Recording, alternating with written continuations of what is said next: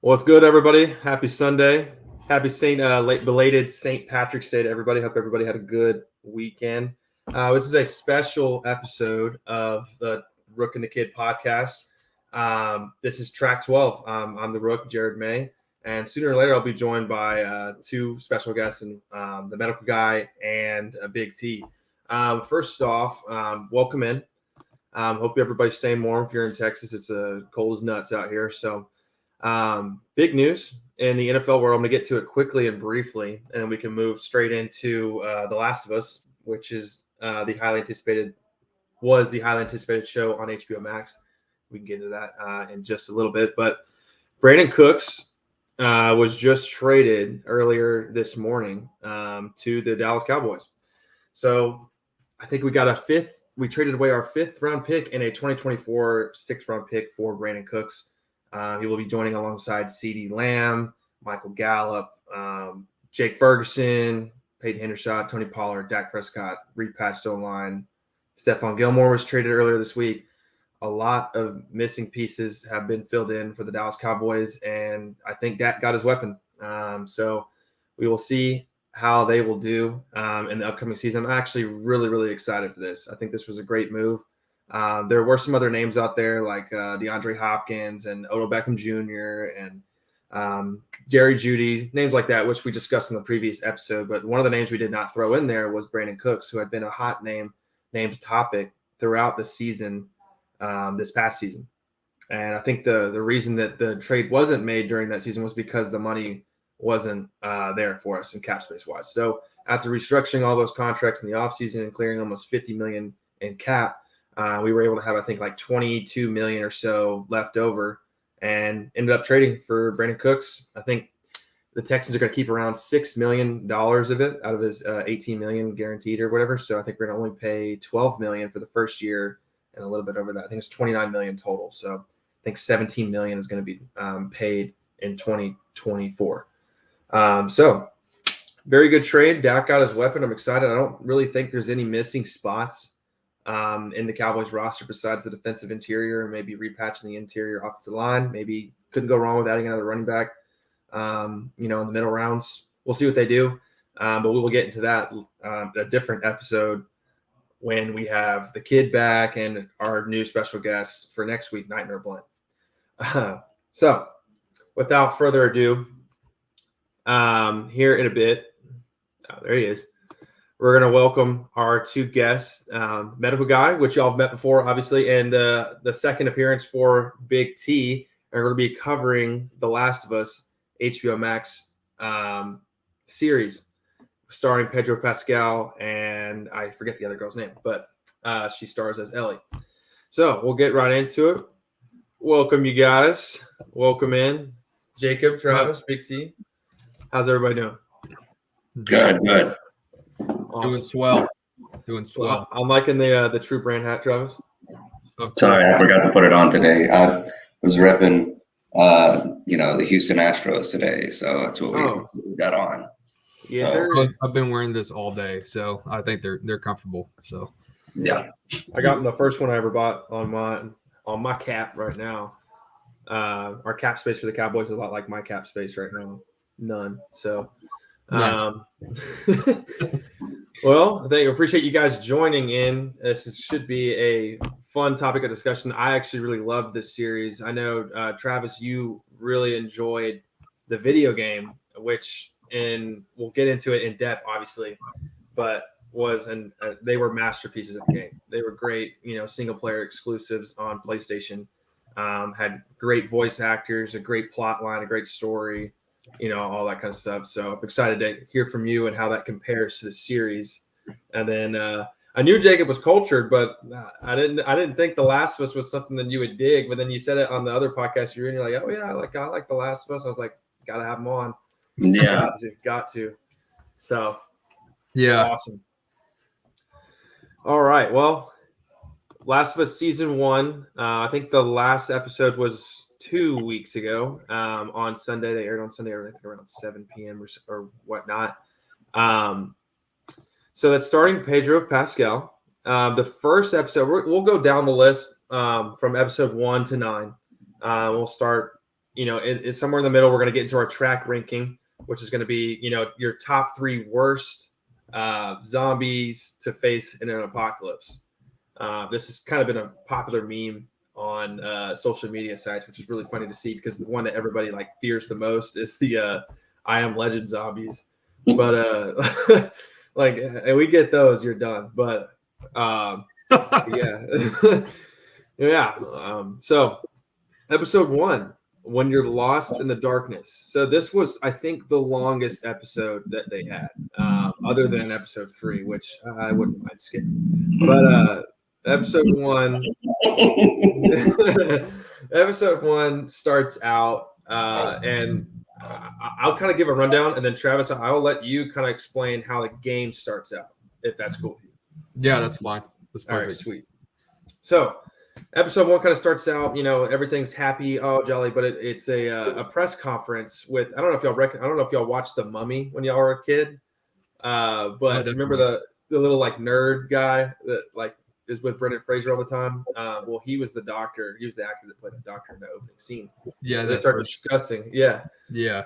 So they start discussing this fungus and how it's incapable of, living as a host in the current environment. But if the Earth were to get a little bit warmer, that it could, take over a host and maybe get into our wheat system and our food supply and start kind of growing within maybe living animals, humans.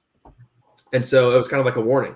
And the doctor and the host were kind of bickering back and forth. The host, was kind of blowing it off. But anyway, as we know as the viewers, that shit ain't happening.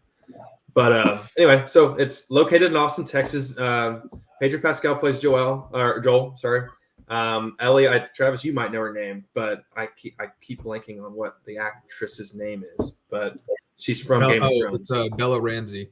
Bella Ramsey. Okay. Yeah, that's her in the show.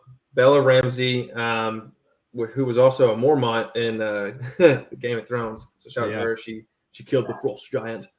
But but yeah, so with his daughter, Joel's with his daughter, things start going weird, helicopters flying, people telling everybody to evacuate, kind of starts in the Middle East. It translates back in the United States. His daughter is friends with their neighbor, so he kind of goes there and kind of starts like baking with the old people, but one of them had eaten the other one. And then the fungus was coming out of her mouth. And so that's kind of where it all began. So Joel and his brother Tommy, are right there. They pick up their daughter, trying to escape the town. Long story short, it goes to crap, and it was a pretty heartbreaking episode to end it. But I'm curious if it started the same way in the game. Was it kind of like a similar setting in the game, Travis? Surprisingly. So they didn't have that first introduction with the talk show in the 1960s or whatever year it was. They didn't show that, but I thought it was a good intro because that was kind of like adding context for people who didn't know what the game was like. So I thought that was a good addition. But it kind of panned out almost exactly the same way. Everything went basically the same. They had the same lines and everything, said the same things. So I thought that was pretty cool. What was so the one thing I was kind of confused about was like, Joel's not white, but he's, he can kind of depict a white guy, I guess, but he was really roughened in the animations. I mean, it threw me off because like his daughter in the game was Sarah, who's a white blonde girl, and then in the show she's like light skinned. It doesn't even really add up, Yeah, it's like, I wonder how that happened. I mean, but they never Pascal have that. Yeah, it was like, what? They never really said anything about his wife or anything like that. So I don't know what happened to her, but I don't know. I can see Joel getting a divorce. So construction ripping cigs. Yeah, and that's what he did. He was a contractor for some company in Austin. So I think that was it for now. I know. Sarah went to go and get her her dad's watch fixed, which they didn't show in the game, but they showed her giving the watch back to him for his birthday. So I thought that was pretty cool to add that little scene of her, actually caring for her dad. So that was pretty cool. Yeah, at first I thought she was cheaping money from him. She opened the drawer and grabbed the wad of cash, and I was like, this little girl, She was. She don't get a damn spanking. She definitely was. But yeah, that's kind of where all crap went down. You said, hey, you need to leave. Why can't we finish? We're closing now. Cock Cora's going. Yeah. So she got home, obviously, kind of stopped by the house for a little bit at the grandma's house next door. And what gave me an eerie feeling, I always get goosebumps thinking about it, is when the dog was staring at the old lady. Yeah. As if something was terribly wrong. I was like, oh. Yeah. No. Yeah. And then when she was looking at when Sarah was looking at some collection of movies and stuff, she started twitching in the background and was like, whoa, turn around. Under 6. But yeah.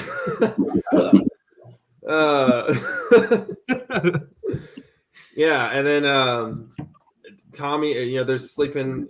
They had a little, I think it was somebody's birthday, Joel's birthday. Yeah. So they're sitting there watching the movie together, and his daughter Sarah falls asleep, and Tommy calls and says he needs to get a bail out of prison. He's apologizing and said, if you don't get me out today, it's going to be 3 days because it's the weekend. So he goes and gets him, and as he leaves, she goes to sleep. He puts her to bed. Joel puts Sarah to bed, and she kind of wakes up in the middle of the night with all these flashing lights and sirens and all the worst crap you can wake up to. And that's when the grandparents were basically eating each other, and Pedro Pascal comes in there, gets the heck out of runs over 2 people to get out of the town. They're cutting through plantations, dodging the military. They're in the city. The plane, when the plane was coming through, I don't know if it was like that in the game, but the plane just came flying through and just basically knocked out everybody on that street, including them. Yeah, that was insane. That was one thing in the game that wasn't in the show. Well, that was in the show that wasn't in the game. Is that they gave a reason for Joel to leave to go get Tommy, and in the game, Sarah wakes up, tries to find Joel. Joel's gone. Don't really know where. It seemed like he came back from the neighbors when she finally found him. But Sarah goes downstairs, finds his phone because it's going off like crazy. And Tommy is actually trying to get into hold of Joel through his phone, but Joel's nowhere to be found until he runs into the house. But he's being chased by the neighbors by an infected. So he gets behind him, tries to tell the neighbor, "Hey, hold up." And then he attacks him and he shoots and kills him. But other than that, everything panned out basically the same. I mean, it was almost exactly the same as the game. Yeah.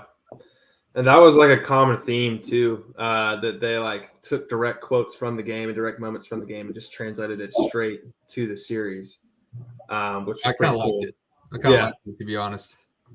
So then fast forward, it jumps 20 years. Actually, of course, I don't want to spoil it for anybody, but with him and his daughter, but yeah, it's kind of brother. It's been out for a minute. We can spoiler alert, so everybody can turn the podcast off right now. Yeah. I need a comment or a little banner that just pops up over the screen and say, "Hey, spoiler, get the hell out!" Yeah. If you watched it, kind of like in game still. People go, "I don't want to spoil it for you." It's no. But so they're trying to escape the city. This is right after the plane crash, and so they get held up. Joel and Sarah get held up by a soldier right outside of the town, and they're not letting anybody escape the town. So he gets orders to shoot to kill. And long story short, Sarah, his daughter, dies in the first episode, and Tommy kind of saves Joel's life in a way, and that's kind of where it jumps 20 years to how the infected have basically taken over the entire planet and the entire country. from there, I think they're in the QZ, right?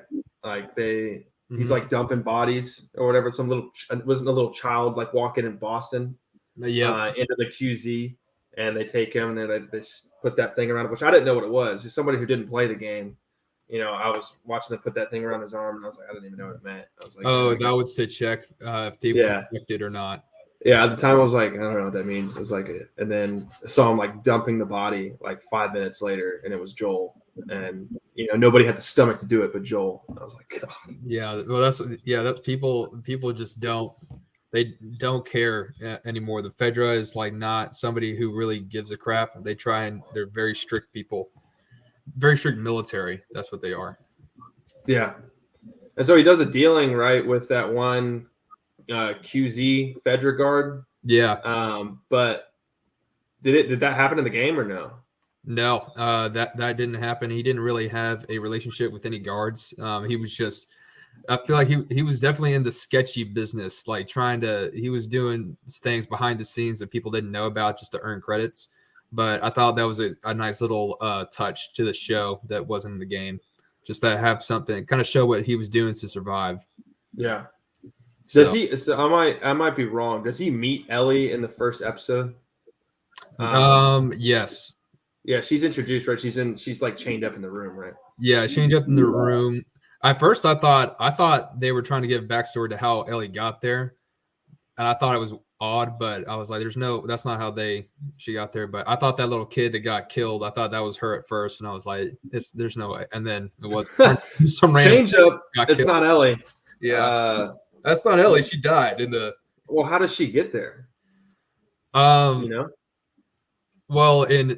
this is kind of a jump ahead, but in the last episode where the mom shows everything, or Marlene takes the kid, which is Ellie, and she brings her back to Boston, and that's how she got there. So she's been there since she was, since she's been born, essentially. Wow. So right, of course.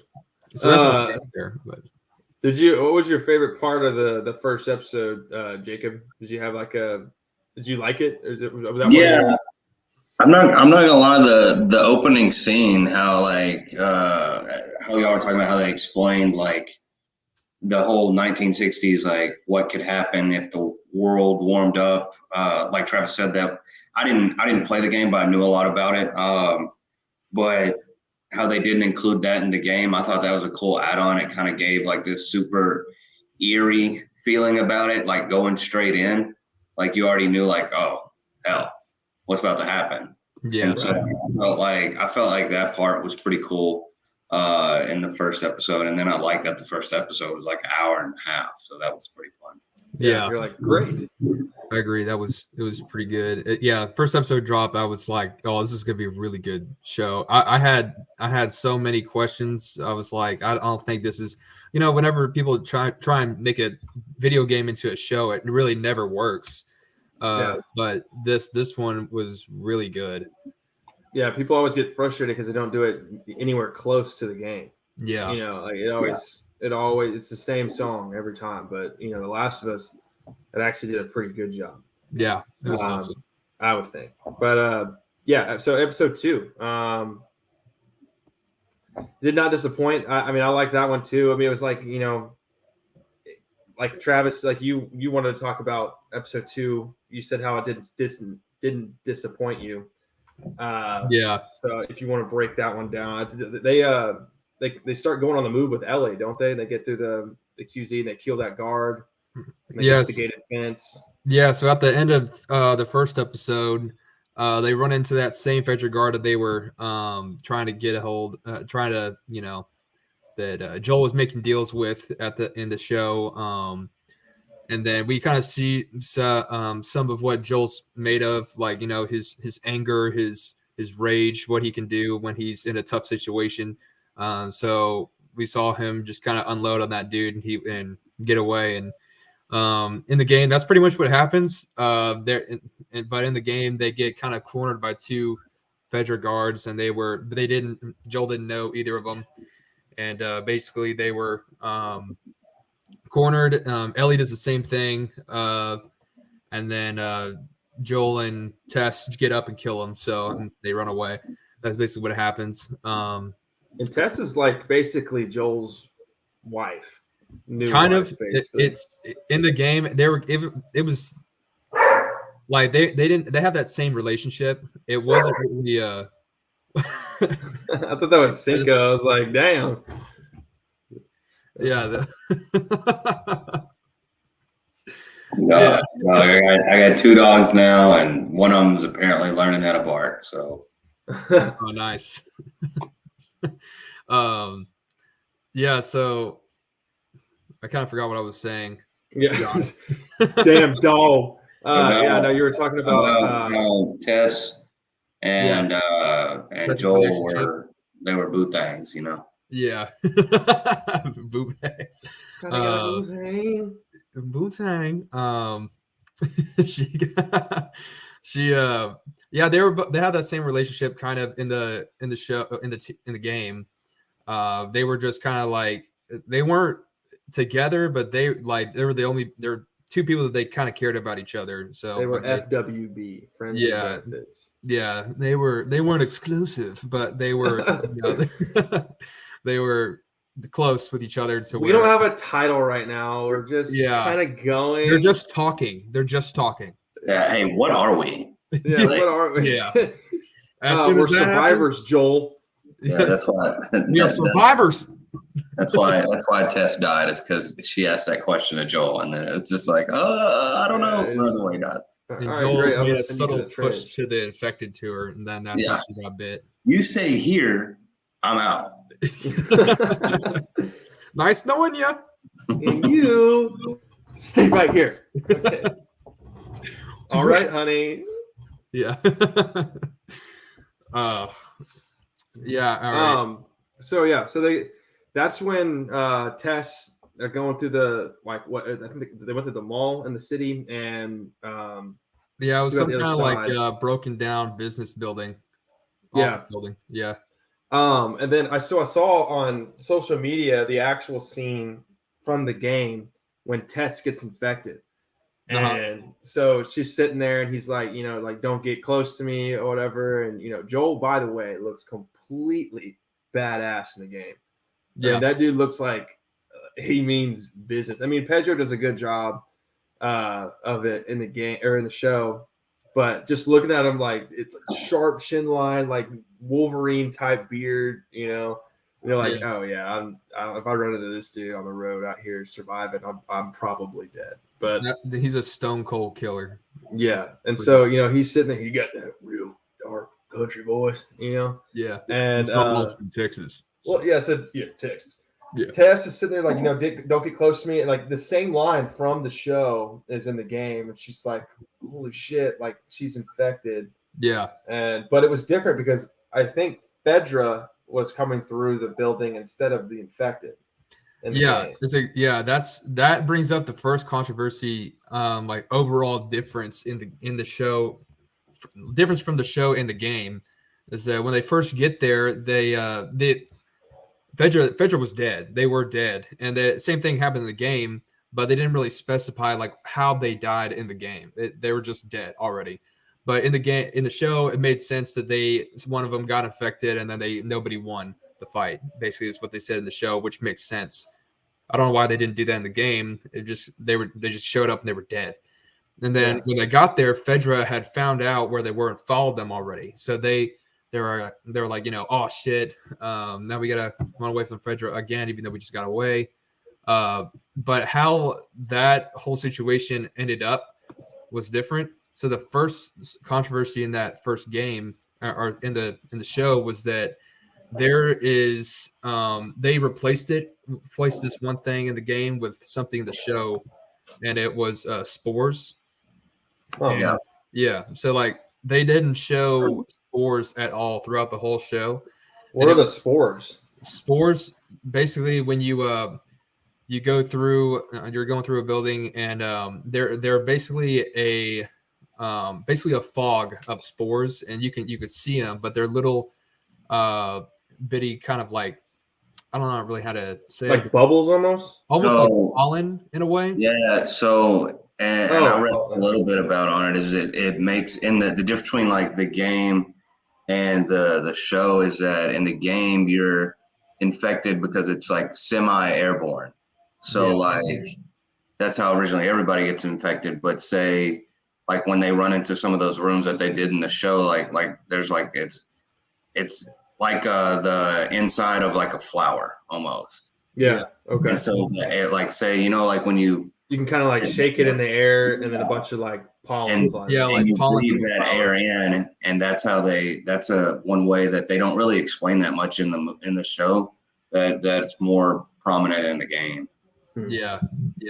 Like in the basically the spores in the game, they come from infected that has been sitting for a while, or as the infected has been sitting for a while, the fungus has grown and it's just kind of gone all over the building, and just kind of like how weeds grow onto buildings when the buildings are really old. It's kind of how the fungus grows. And basically that the spores emanate from that. So basically, if you inhale it, you become infected. Great. So this is another way to obstacle basically try and overcome in the game. That's one thing that was that I wish they would have explained in the show a little bit, is like how more likely you are to get infected. Like in the show, I know they don't. It's not zombies, obviously, but in the show, it makes it very zombie-like by you only get infected by being bitten or whatever. And are you fungus shaming? Yeah, I'm fungus shaming, and so I felt like that's those are kind of the two things I wish they would have done better. And the thing is, in the show, is like talk about how or translate how much easier it was to get infected, and also have more of the cordyceps that they face in the show. And I think that's why in this episode 2, I think that's why they switched up the Fedra. The scene where they replace Fedra with the cordyceps is that if we noticed in the show, there really wasn't that much. Yeah. Like what was there? Maybe like 10 minutes of screen time of the whole season that had the actual cordyceps in it. And so I think that's probably why they switched that, due to the fact that they just didn't show it that much throughout the whole show. I had the same theory. Like, because I mean, like he didn't see him ever. I mean, there was that one. I can't remember the numbered episode. We'll get to it later, but where they're on the run. I think it's what's it called? I got it right here. I think it's called Endure and Survive, episode 5. They get into that, and that's where we see the Juggernaut. I can't remember what it's called, like the Juggernaut infected one. What they call like a cloud, it's called the bloater. Yeah. So it's kind of like me after St. Patrick's Day. But too many green beers. Right. But so I had the same theory in that situation when I saw the actual clip on TikTok or Instagram, wherever I saw it, and I was like, okay, that maybe the reason I did put Fedra in there instead is because they wanted to show people the clickers and the infected and stuff like that. Episode 3, the overall analysis. Before we continue, sorry, I was on a roll. Sorry, what I was going to say earlier was so basically in the show they replaced the spores in the game with basically the infected whatever. They showed when they killed that infected in that state building. The fungus kind of grew around its fingers and stuff and alerted other infected in another place. That's what they replaced it with, and that wasn't in the game. That's different. But if that was the case, didn't know that. Yeah, if that was the case, people would be infected. Would be, I mean, so you couldn't be really silent anymore after that. So it's like hella Elborn in the game compared to the show. Yeah, because like that part's just not in the game. If it were, like there's overgrown infected fungus everywhere. So if you touched it, you'd be alerted by like there'd be just no surviving it. I feel like it's kind of like Vecna from Stranger Things. Pretty much. Step on line. That's a good comparison. Hey, bro, no spoilers. Chill. Oh, okay. Have you not seen the final season? Dude, I stopped watching after like season 2. Okay, so what happens is I'm playing. I don't care. It's just a bunch of little teenagers running around doing really unrealistic things. Yeah, being killed by the devil. Yeah. The only Oh, I guess she is of age now. Yeah. I was gonna say that the only fun thing to never mind. All right. Is there anything else we want to talk about on episode 2 before I move on? I got a punchline. I think they talked about they had that scene in the lab with the doctor. I always think those kind of like how they show how it's setting up are pretty cool. I think that was in episode 2, right, where she's in like God, I don't know where it is. Is it starts with a J, Jakarta, something like that? Where she's in the they're basically in like a science lab, whatever, and they can see where they see like the first case of it. Right, yeah, in like Indonesia or whatever. That and she's like, oh right. shit. Yeah, I forgot about that scene. Yeah, they didn't have it in the game either, but that was a good addition. Yeah, like a lack of better terms or medical terminology. She was like, oh shit, it's about to start. Like, yeah, right. Yeah, they said there was like no stopping it because she was like in the basically having some brunch, and they walked in. It's like, are you doctor or whatever? And she's like, yeah. And so go and show her like the actual test subject in the lab, and and she's like, is there any way to stop it? It's like, no. It's like, well, what are you suggesting? Blow up everybody. Yeah, like, basically, it's like that's literally what she said. She was like, kill everybody. She said, yeah, she nuke just the said, town and take me back to my family. I want to see them one last time. Damn. Yeah. Like, who cut the onions? Yeah. Speaking of onion cutting, are we moving on to y'all's 2 favorite episode? I actually have them lost. So it's just real quick. We love episode 2. God. Yeah. So they're, when they're like, they just get across the building, the broken down building, they look over the edge, and there's that hive of infected, and they call them hives. That wasn't in the game either. So that's something else that they brought in that was kind of like, they never talked about that, but I think that's kind of a cool, because they just called groups of infected in the game, but I think that's a good name for them. So wait, the group was called hives? Hives, like a hive of bees. Okay. Yeah. Copy. So yeah, it was kind of they gave me a lot of really big I Am Legend zombie vibes whenever they did that. It was kind of like, oh, that's because they were reacting to the sun, and it was like moving at a wave. Where they're all on the that I Am Legend, it always like gets me like eerie because he's like walking. Sam, his dog, like runs to the building. Yeah, he runs in there, and then like he's like with the flashlight going in, and then it like shows the jail cell, and they're all like, he's like, yeah, it's like, dude,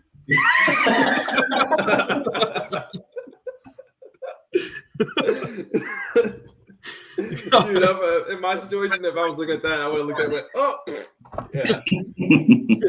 yeah. I would have scared the shit out of me. Yeah. Oh my god. I think they're making a sequel with Michael B. Jordan for that movie. They are, yeah. That should be great. I'm down for that. Yeah. Right. He's gonna come in there and box them all. He come in there, just takes his shirt off, and just Yeah. That's it. He's gonna show his 45-day workout to get ready for Creed, and that's how he beats all. Oh yeah. Yeah.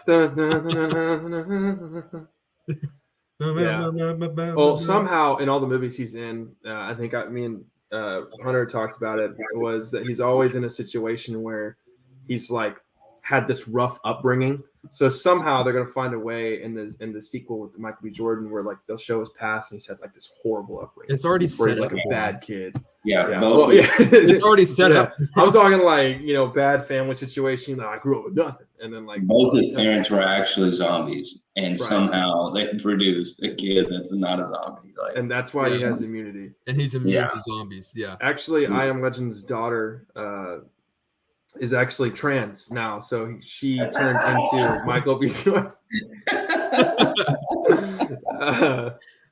So, episode 3, overall analysis, gay. Yeah. So, and if Travis, I don't know if this was in the game or not, but were you allowed to partake in same-sex activities in the bed in the game as well as in this episode? Yes, actually, you were.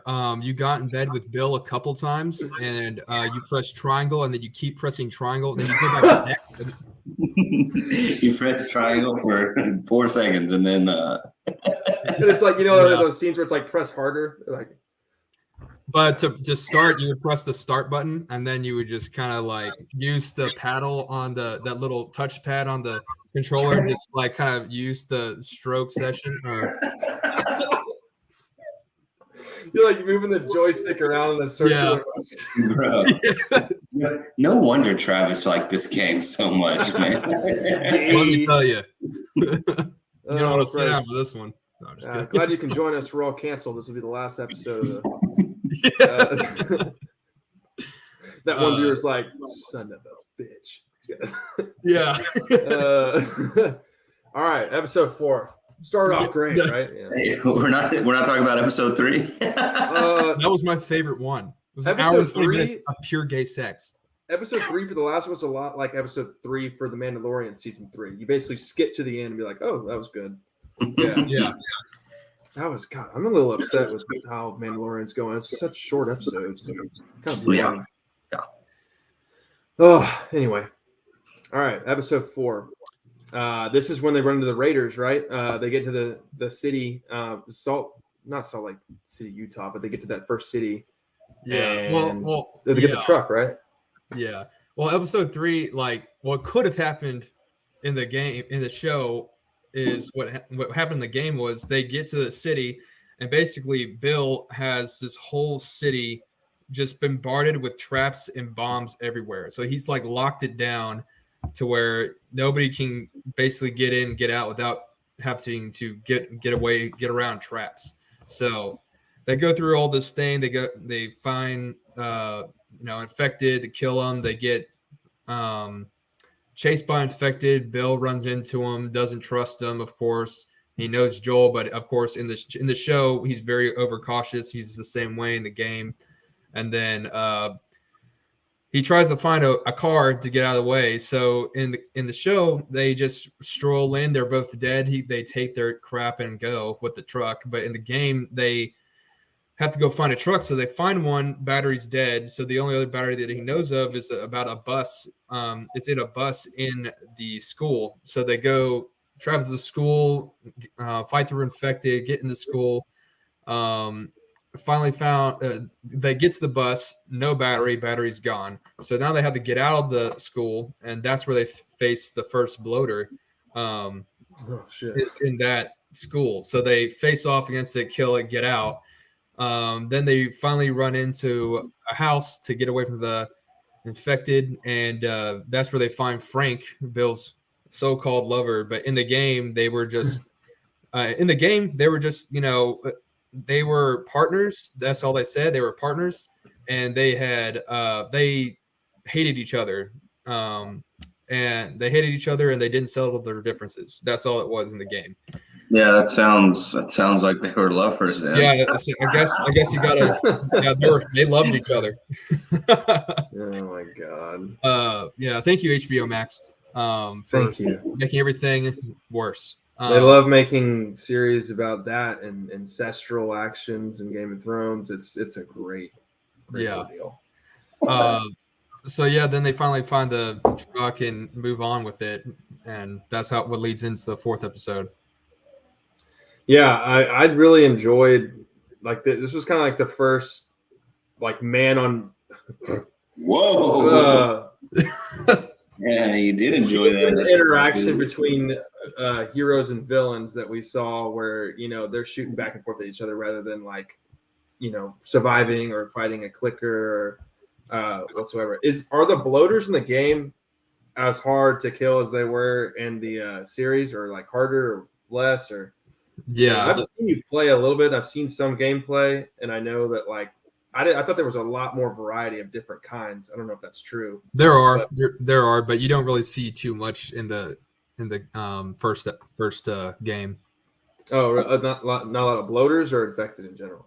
Not a lot of you see a bunch of infected in the game. In the show, they don't show almost any. It's the first couple of episodes there's infected, and then after that, like the last couple episodes, you don't see any of them, which is kind of, I thought there was going to be more infected. I was hoping for it, but never saw that. But there's like, I think in the first game, there's there's like 3 different variants of infected, and that's about it. It's basically small, medium, large. But does it expand in the second? Yeah, it expands a lot in the second. So, were there any? I know you told me about this. There's ones that like shoot fungus out of their mouth, I believe, or something. Like they. Yeah, kind of. We'll get to it later, but there's the bloaters. Actually, they throw. I moderate this show. I'm just playing with you. The bloaters, they throw like basically spore bombs that blow up like just a huge amount of spores. So if you get hit by it, it basically burns you like acid, kind of. And in the second game, so yeah, so even more things to Doc. Great after you. Great. I guess in the first game, there's like runners, which are like people that have just been infected. So they're infected, but not really fully, taken over by the fungus on their, physical form. So, and then there's, so those, they can see you and hear you and everything. But then there's the clickers, and the clickers basically have kind of molded over time. And they basically operate by echolocation pretty much. So they have great sense of hearing. They can hear everything, but they can't see. So you can walk right in front of them, and as long as you're quiet, they don't detect you. Bloaters are the same way, except they're just basically a juggernaut of a fungus. They've been alive and just kind of like developed over the years, and they've basically made a body armor of fungus. So it takes a lot of shots to get through that fungus, I guess.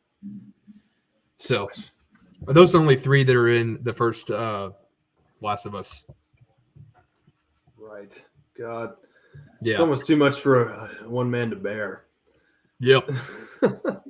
Shit. And then there was you wanted to talk about an Easter egg that was in this episode as well.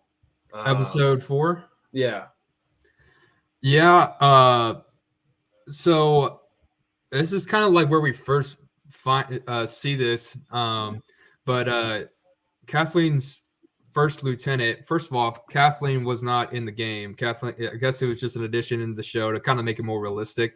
There was a raiding group in that city, but Kathleen wasn't the leader and wasn't talked about in the game. But Kathleen's first lieutenant in the show was actually voiced by Tommy, which was Joel's brother in the game and show.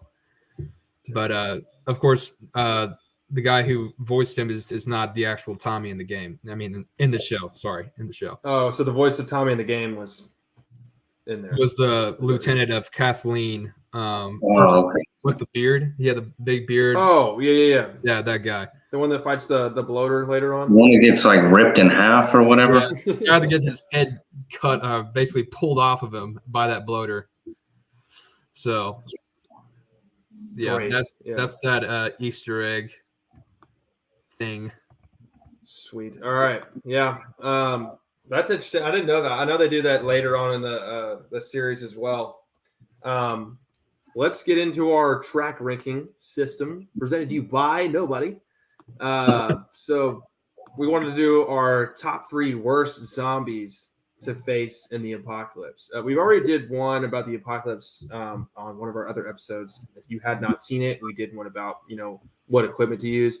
Hunter's top equipment, the kids' top equipment was taking Nancy Pelosi with them. So wasn't his hot ass breath one of them or something like that? yeah, his hot ass breath was number 1. Number 2 was Nancy Pelosi. I think number 3 was like a pair of scissors. I don't know. Who knows? But yeah. So this is our second apocalyptic track ranking system. Travis, if you want to go first, I'll give you the honors. It's up to you. Okay. If you wanted to show pictures, on the I can bottom, do. Yeah, I can do that too. I have my you drew top some. 3. Just like I'll go 3 to 1. Yeah. Perfect. Let's see. You want me to just present? Yeah, show screen, and then I think it'll pop up on it'll pop up on my little menu here, and I'll add it to it. All right. Y'all gonna love this one. My first one.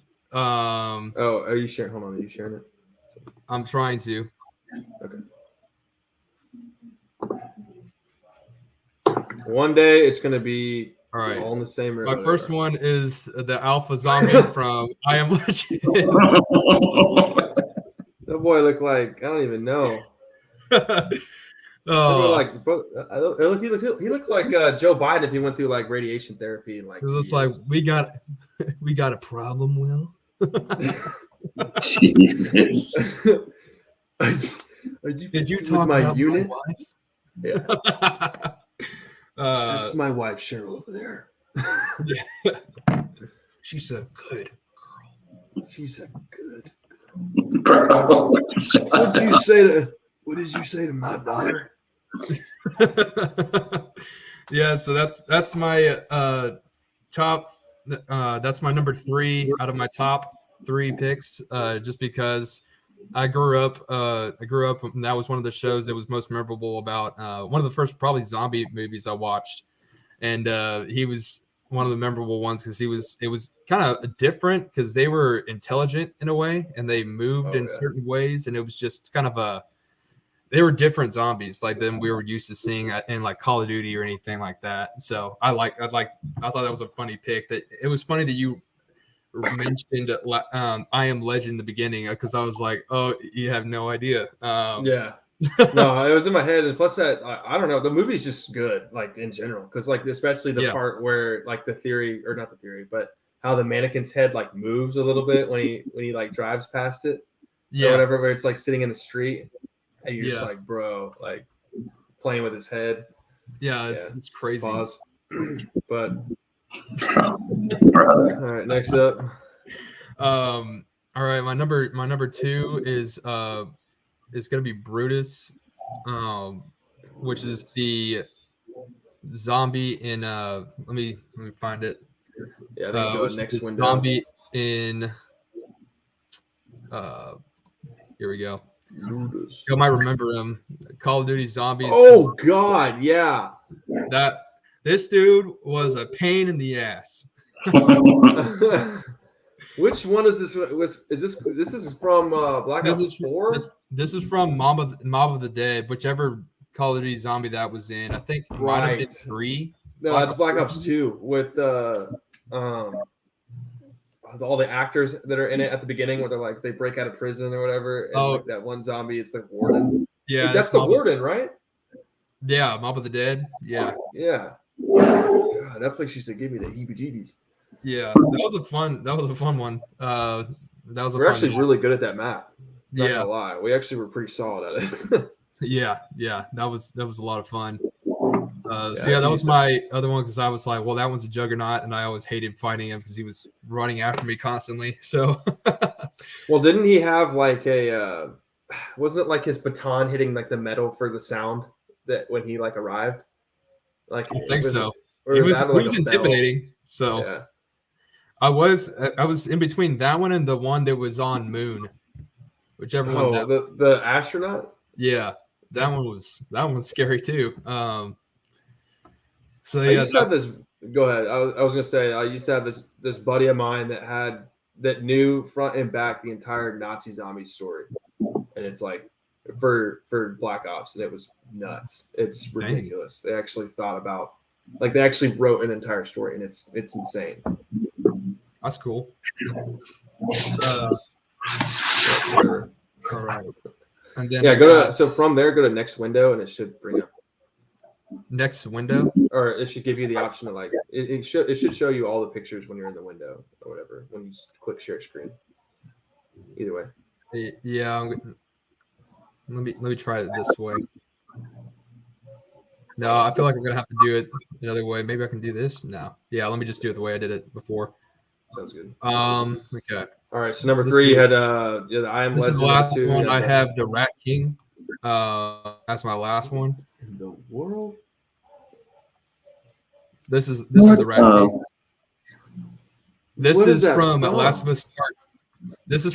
Us Part 2, and basically closer down to the end of the game, you're not playing as Ellie, you're playing as a different character, and you're basically go into a hospital, which was ground zero for the outbreak. And this thing has been there since the beginning of the outbreak, which has been around 25 years. And this is what became of it. So this is just in the game, it was the scariest thing to go up against, because you would face this, and then this little guy right here would break out off the thing and become just an armored, what they call stalkers in the game. And that was just a pain in the. It was scary. It was running after you constantly. It took forever to beat. You're sitting there on the game with your controller. You're like, ah. I mean, I was shaking while I was playing the game. I was like, "Get away from!" I'm just like, "Get away from!" It was, just freaking scary. Yeah, that's nuts. So it's like basically they took a heart out of your. It was like they took like a heart out of your own chest and they just like added some fingers to it. That's what it looks like. Yeah. I mean, it's crazy. That's zombie orgy. Good lord. Good list. All right, number 3, you had you got the I Am Legend zombies. Number 2, you had the Warden from Black Ops 2, Mob of the Dead, and number 1, you had, what is this thing called? The Rat King? Yeah, the Rat King. Good lord. Good list. All I right. don't know what that is. All right, medical guy. He's old school. All right. So I wrote him down. Old school guy. So I'm gonna go 3-1, just like Travis, just like Big T. So number 3 is Amber Heard, and y'all don't remember, she is Zombie 406 from Zombieland, the movie. Oh, okay, yeah. Oh, wow. The one girl he hooks up with, who he wakes up and all of a sudden she's a zombie. Now, in real life, I could consider Amber Heard a zombie as well, or something of that nature. I thought that's where you were going with it, honestly. I was like, oh, the Johnny Depp case? Good man. But she's a zombie in Zombieland and a zombie in real life, so that's going to be my number 3. Can't imagine really facing anything that's not much worse than that. But number 2, after seeing the bloater in the show, I'm gonna have to go with the bloater in the show because he seemed pretty unstoppable. Yeah. Now, also in the show, I don't know why people didn't just kind of at least try to run away, but to each their own. And the fact that he was able to just dismantle a human like that. And I think I did read that in the show, he was like some of the stuff he did in that little part that the bloater was in was like pretty crazy compared to what he actually did in the game. I heard he wasn't like as like mobile and coordinated in the game. And this one, like, brother, athlete, like snatched. Bro, that ain't a bloater. That's Laramie Tunzel. Yeah, just snatched a grown man within seconds and dismembered him. Aaron Donald. Yeah, and That's then what he did in the game. What? That was pretty much what he did in the game, for sure. Yeah. And then, sorry, go ahead. No, sorry. The last one is World War Z zombies with Brad Pitt. There was no difference in any of them. They were all fast, strong. I mean, it was really like, it's like if Captain America got like a mutated formula of whatever serum he got put in him, and it was like the bad one. And that's what all those zombies got, because literally they were Captain America, but like evil and brain dead. And so could you imagine a bunch of evil kryptonited or whatever Captain America's running around just destroying everybody and calling them a zombie? No. Super. It turns out, I actually read an article, that movie was actually based on the fentanyl outbreak. So Except if fentanyl just kills you. I've tried it. Don't do it. No, I'm playing Dead. Yeah, I've seen clips of that. They're like throwing themselves through cars and stuff. It's nasty. Yeah. All right, so yeah, great. Yeah, it's the gateway drug. No. All right, solid list there. So number 3 was Amber Heard from Zombieland. Number 2 was The Bloater, and number 1 was World War Z. All right, so time for moi. So I'm starting from 3, like you boys. All right, this first one's gonna shock the world. One sec. Actually, my number 1 will shock the world. Apologies. Here we go. I'm gonna start with number 3. I also did the I Am Legend zombies. And you can kind of see through here. I mean, that dude's got lockjaw, and the one behind him right there is ready to pounce too. Yeah, not World War Z, or I'm sorry, I Am Legend. You know, have to lock yourself in a bathtub with all the doors locked, and you're the only one there, and all you got is you and your dog. And that's not a DAWG, that's a DOG. It's kind of a difference there. And got all those zombies basically hoarding your house, and they're smart, like Travis mentioned earlier. So that was my number 3. My number 2 was the World War Z zombies. So I also, and this picture just says it all. There we go.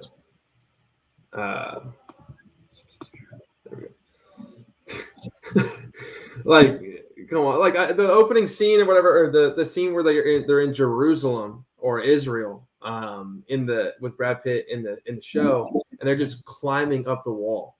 Yeah, and that's when and that movie was great, by the way. That was a great movie. And you know the scene where that one person is sick and he's just kind of like cradling in the middle, and they're all just running right past him.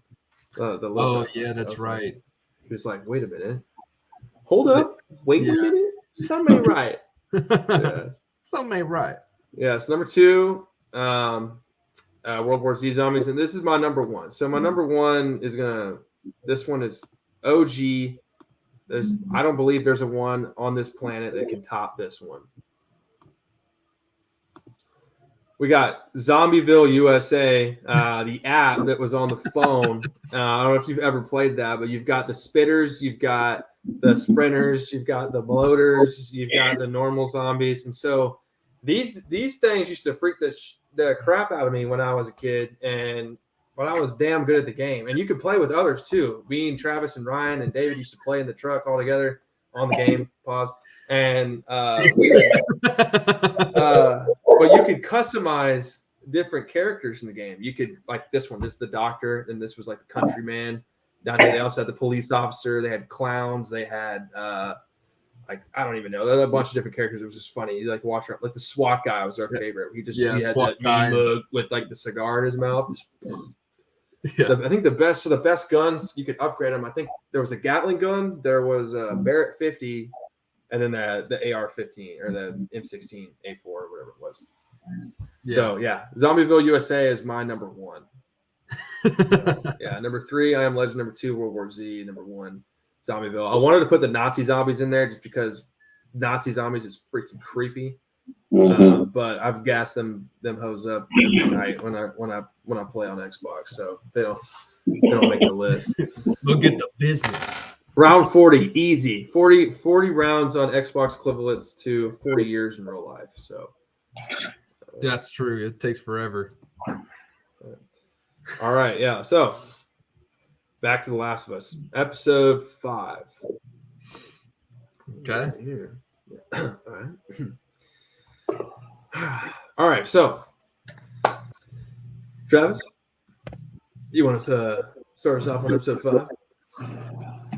Yeah, sure. I'm having like a trouble. Like once we start talking about the episodes, I start getting into it. I don't have the summaries with me. Lucky for you, I rewatched most of them today to put all these notes down. 8 hours. Yeah. It's just like, yeah. God. Well, Yeah, this is the so one with Kathleen and the this is bloater, right? this is the second one, I guess, because like the episode 4 is when we see Henry, which is the guy who I guess we're introduced to Henry first. They don't really say his name, but they find Joel and Ellie sleeping, and they got him by gunpoint, basically. But in episode 5, that's when we really kind of get to know Henry and Sam, and kind of go about what's going on. And really everything that happens in the game, it's in the show it's pretty accurate. In the game, when they first meet, they jump into an apartment running away from basically a military grade truck with a 50 cal on the back of the truck shooting at them. So they're running away from that, and they get into this apartment complex that they got into, and that's where they meet them. But they kind of so Henry and Sam, Sam's little kid, they kind of catch him by surprise, and Joel just rocks Henry's shit. Like he knocked him out, basically, and so then he's trying to explain himself. Oh, they're all good. So they become like friendly-ish with each other. Joel doesn't trust anybody, of course, as we saw in the show. But basically, they're kind of just chilling out. Then that's when they start, planning and trying to get out. But this whole backstory that Henry and Sam do, I think it's a good addition to the show, because that wasn't in the game. In the game, they were just travelers traveling through the city, and in the show, they were a part of this group. And the reason why Henry is being chased is because Henry killed Kathleen's little brother in a bombing to get medicine for Sam, who was very sick at the time and now is better because he got the medicine. So it went that the show this episode was pretty good. They combined. I think it was because it was pressed for time, maybe, or resources. I don't know, but they combined two different parts of the game into one in the show. Because in the show, they sneak at and they wait. They do wait until night, and they sneak through the city. They find a stopping point, basically, or a scouting point where they're kind of like scouting the area, making sure there's nobody here. And so they kill those guys, get past that gate. But they were, loud because they were using guns, and they got alerted. So that truck ends up coming, chasing them. They get past the gate, they're running away, and then they end up trying to run away from the truck. So they're getting to this bridge, and they're running on the bridge. The truck is, driving after them, trying to get to them, and Ellie can't swim, and they get to the edge because the bridge is broken. So they jump into the river. Ellie jumps first because they don't have a choice. So Joel has to jump after her because, she's going to drown if he just doesn't do anything, and then he'll be killed if the truck comes. So they do that. They grab him. Oh yeah, I forgot about that. Henry and Sam leave him for dead because they get up on the truck first, and there's a truck that they're climbing, and the chasing them breaks through, and they run away, and Joel has to find another way around because they left him for dead. So basically, they did all that. They jump the water, get washed up on the beach, and they're recovering and stuff. They didn't drown. Sam and Henry found him and pulled him out. And then Joel once again rocks Henry's shit because he left him for dead. Okay, So then that's when they get into the underground sewer system. Basically, they get in there. They see all the they do see all that. And that's in the city still. But yeah, that's not in the city. It's outside the city after they had jumped out.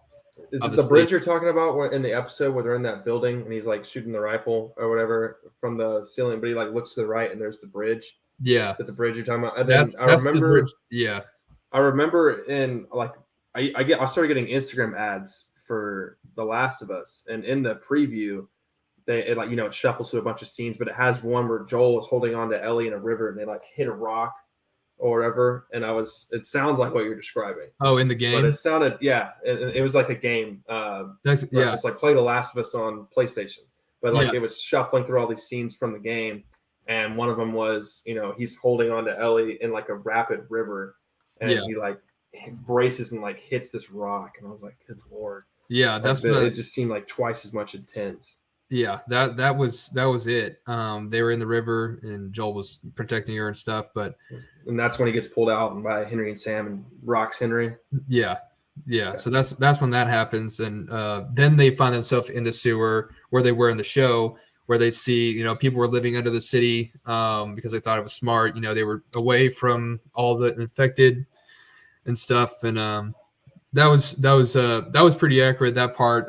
Them getting out and being shot by the sniper rifle, that was all accurate. One of the big things in those two episodes with Sam and Henry was that Sam was not deaf in the game. He was just a normal kid in the game. But in the show they made him deaf, which I thought was an interesting touch. I don't mind it. But I thought it was weird, but I thought it would be cool. Just, I guess they were just trying to make it interesting. I don't know what to think about it. What do y'all think? No, I actually really like, the story with Henry and Sam. Obviously I didn't play the game, but I wanted them to survive. Yeah. And so, Ellie and Sam really clicked in the episode, and I was like, it'd be good for Ellie to have somebody that she likes. But, my thought, because I've seen clips from The Last of Us 2, which you told me about who that was and who they were. That garage scene where basically it's a girl and a little boy, I think, and the girl gets rocked as soon as she gets out of the garage. But that's not Ellie. You told me that was someone else. So yeah. So beforehand, before I knew what you told me, I thought that was going to be that little boy, because I thought Sam was going to be Ellie's like new partner. But I didn't know it was going to happen to Henry. I thought they just made him like because he's white in the game. I thought they just like, okay, we're gonna like he's black in the show. I was like, okay, like that's what's gonna happen. But those were both accurate. That was accurate characters. The only thing that was different was that Henry had a backstory and Sam was deaf. And they're called, Henry's a collaborator, right? That's what they call him. They call him the same thing in the game. No, that's what I'm saying. He was just a traveler. He was not a part of that group. Oh, okay. Yeah. So, but yeah, that was cool. The other cool thing was when they were in the sewer, there was a comic there. It was called Savage Starlight, and that was one of the comics that was in like one of the collectibles you can get in the game. So that was kind of cool to see them bring that comic in, because that's one of the comics that Ellie really likes in the game. Nice. So yeah, that's where they were. That kids' room that they were in. Yeah, that's from. Yeah, in the sewer underground. Yeah. Yeah. That's when that happened. Then they get out. They go against the sniper. Then right after those infected come in, and they're chasing after everybody. That part was they didn't appear like that, but it was basically what happened. It's a cinematic presentation. Yeah. So they definitely made an entrance with that bloater. That was a badass entrance. Yeah, I was laughing because that's the analyst Ryan. That's kind of me and his humor. It's just like this big dude coming out and just knocking the crap out of everybody. Like, it's just funny to us. And so I was watching it by myself, and the ground collapsed, and I was like, oh boy, like what's about to happen? And then I'll start crawling out. And then you see this big dude come out, and he's like, he's walking. He's so big, but he's like, he moves his shoulders when he walks, And I was like, oh my God, what the hell is this? Yeah. And that guy was like, run, hold him off. And he's like pushing forward with these baby ass 5.56 cheap ass rounds he probably found in the dirt, like trying to puncture his lung. Dude gets taken out. But I was like, yeah, what'd you think you were gonna do there? But yeah, could have just ran. Sometimes it's good to be a coward. Yeah. Or just find like some type of better positioning, like Yeah, than right. Maybe brace behind a car. you versus 500-pound monster. Probably Yeah, want to man. go somewhere else besides straight at it. Yeah. This isn't like one of those things like, hey, when you come across a bear in the woods, growl at it kind of thing. I don't think it works like that. Like, Yeah. probably need to do something else. You need to get its attention. Hey, bear. Hey, bear. Hey, bear. Yeah. All right. Yeah. So moving on to episode. Anything else before we move on to episode 7? I think that's it on my end. Wait, are we moving to 6 or 7? 6. 6. Oh. Sorry. I was like, whoa, I missed it. Sorry. 6. Yes. This is when they run to those people in the cabin and they're trying to make it to. This is where they finally catch up with Tommy, because the whole premise was that they're going to take Ellie to the Fireflies somewhere so that she get tested, but that Tommy was in Wyoming, right? Or I think he was in Wyoming. So they're almost in Wyoming, and basically they're told there's nothing out there for them. It's nothing but death. The rumors are that it's crazy past the river. It's like don't they have a name for the river? It's like the River of Death or something. Yeah, I can't remember. Yeah, so they named the river, and so they get caught by a bunch of people on horseback. And so this is when we start to see Pedro Pascal's character Joel start to have panic attacks as well. Or he's so scared because he's finally starting to kind of feel for Ellie as like his own daughter. I think it's coming into the making. And he's sitting there kind of bracing himself, like so scared that he might lose Ellie because of where they're going. And then another episode happens when they're surrounded by people on horseback. He's like, oh shit, I might lose Ellie again. And so he's having like a panic attack and he kind of blanks out. But thankfully, Tommy's wife on horseback was there. They've been looking for Joel as well. So they get into that nice neighborhood, and it's goody two shoes, Merry Christmas, Horton Hears a Who kind of type vibes in the city. Yeah. And that's where we finally meet Tommy again. Yeah, I thought episode 6 and 7, outside of like 10 minutes of episode 6, basically the very beginning and the very end of episode 6 and 7, I thought they sucked. I'm not gonna lie. I'm not gonna sugarcoat it there. I thought episode 6 was kind of doo doo. Like they go and cross the river of death and then find this utopia of a place. Oops, sorry, hit my computer. And then it's just like he sees his brother, and then he's just like super pissed at his brother the whole time. Yeah. Like he gives him a hug for about 30 seconds to a minute, and then it's like he's like pissed at him, and then they go on about they just give off a weird vibe there. And and then the whole part where he was like, oh, I'm gonna ditch you, you're gonna go with Tommy, I'm too old. I'm just like, dude, like this part sucks. I was like, just get out of this town and go and do what you need to do. So these 2 episodes, 6 and 7, I thought were doo-doo. When we get to 7, I'll go on a rant there. I thought that one was just complete ass. So, but sorry if it's just your favorite episode, Travis or Jared. But no, it was not. I liked episode 1. Yeah, like 1 and 9 were my favorites. Mm-hmm. I mean, like number 6, like I was upset about that too. Like it was just like I'm gonna be a total jackass to my brother, and tell him, we did this to survive and blah blah blah, and like I hate you for being happy, sort of deal. And tell him basically, you know what, I'm just gonna dump Ellie off here. If you want to just take her. And he's like, okay, like you drove all this way with that girl. You really think she's gonna want to pick it up and go with somebody new? And that's when the famous scene kicks in from the game, which they reacted hugely on media about, was when he was like, hey, you're gonna go with Tommy or whatever, and you guys are gonna leave in the morning. And she's like, everybody that's ever gave a shit about me has left me except for Joel. And Joel was like, you can, Travis, more about the scene than I do, but basically it was a super highly emotional scene where he's like, you're not my daughter, or, all that sort of stuff. It was highly emotional. And apparently it was like word for word from the game. That's all like the in-game comparison from the show.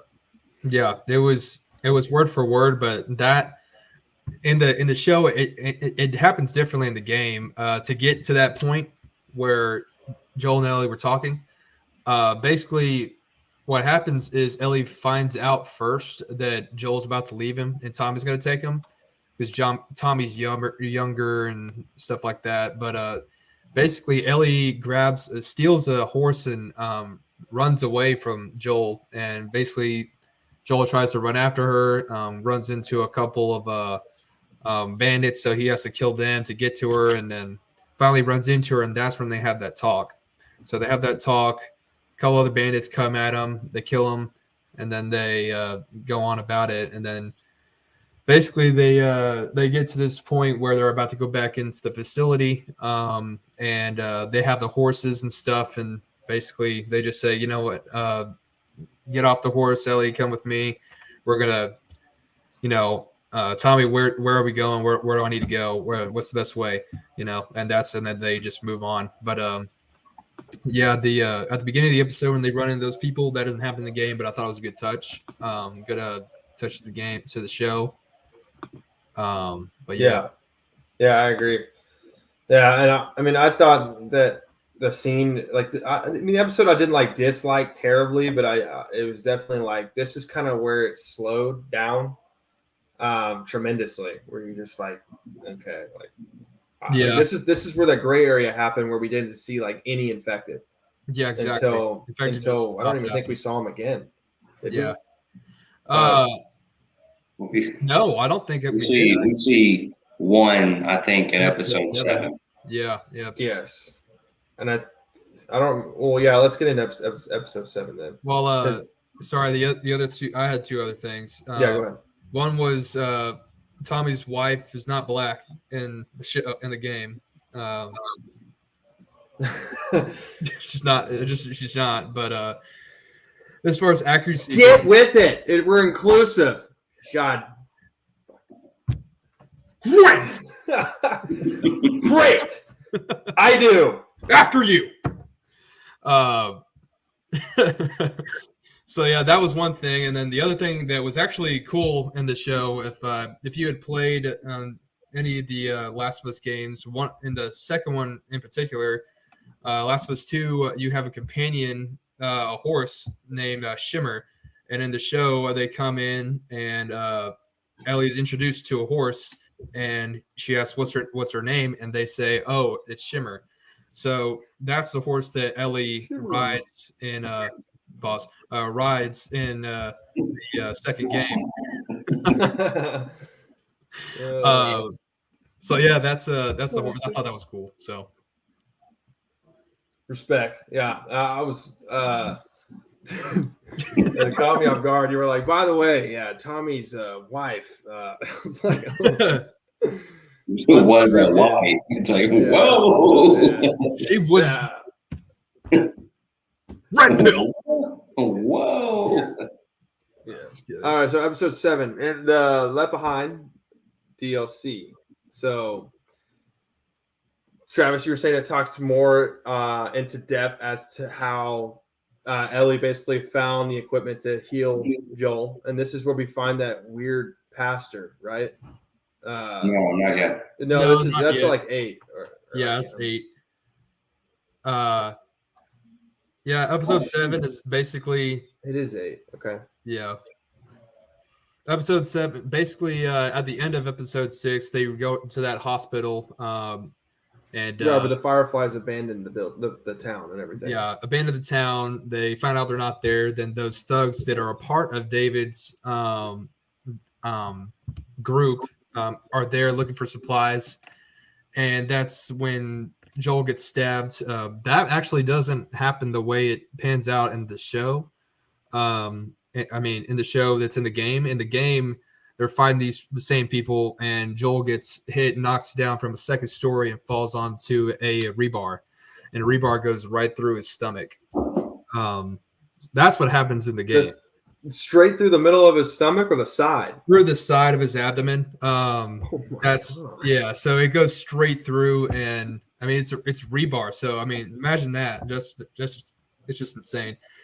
So then they have to fight their way out, get on the horse, and leave. But that's how they end up in that situation in the game. It's way more. Did they push him off of the rebar, or did they like? Elliot has to get down and pull him off of the rebar. So then there's an open wound. He's constantly bleeding out. I mean, he has to do something to keep the wound intact. But he literally walks out of there and helps Ellie shoot some guards out, but he's like almost halfway. He's halfway conscious at that point. But that's how it happens in the game. In the show, they just show him getting stabbed after beating the guy. What we're getting from is that the game is like 80 times more intense than the actual show. Yeah, it's way more intense. Like after hearing all this, Joel is just a badass. Yeah, I mean, certified. Yeah, Joel is way scarier in the game. Like especially in episode 8, he gets ramped up when they figured out they took Ellie. He gets. Well, he's a scary. Is that 8 or 9? Is that 9? That's kind of where you get that in 8 and 9, especially 9. So I ended up watching episode 9 before this podcast, but yeah, it is pretty. I do like seeing the parts where like it reminds me of kind of like The Witcher, if y'all have seen that, where he takes his serum. Dude, man, we talk about that too. Yeah, he goes all freaking berserk. That's what it feels like when like Joel like has to actually do something. He's like, and then turns into like this assassin. And you're just like, oh, that's what he did when he was in the armed forces. It's like, good God. Yeah, exactly. Yeah, and then 8, right? And that's where we meet the pastor, right? And that's what happens. Episode 7 was kind of just like what happened in Ellie's past and how she got bit. It was that was a DLC to the game. I mean, it happened exactly like it did. I don't really care too much about episode 7 because it was just like, it was just another gay episode. 2 lovers. Dude, episode 7 was just so like whatever. It reminds me of like when you're in like elementary or middle school and you're having to read a book throughout it, and the teacher says like, what's the metaphor behind the boat being blue type thing? And it's like, the author, the boat's blue. That's why it's blue. So it was to me. It's like it tries to be this huge metaphorical type of thing and just gets us into like Ellie's past. And it's like, bro, we don't care. Like this. We don't care. We don't care. Ellie got bit. Move on. The story. You really gotta stop fighting. Okay. Yeah. Don't fight anybody, please. And then they sneak out with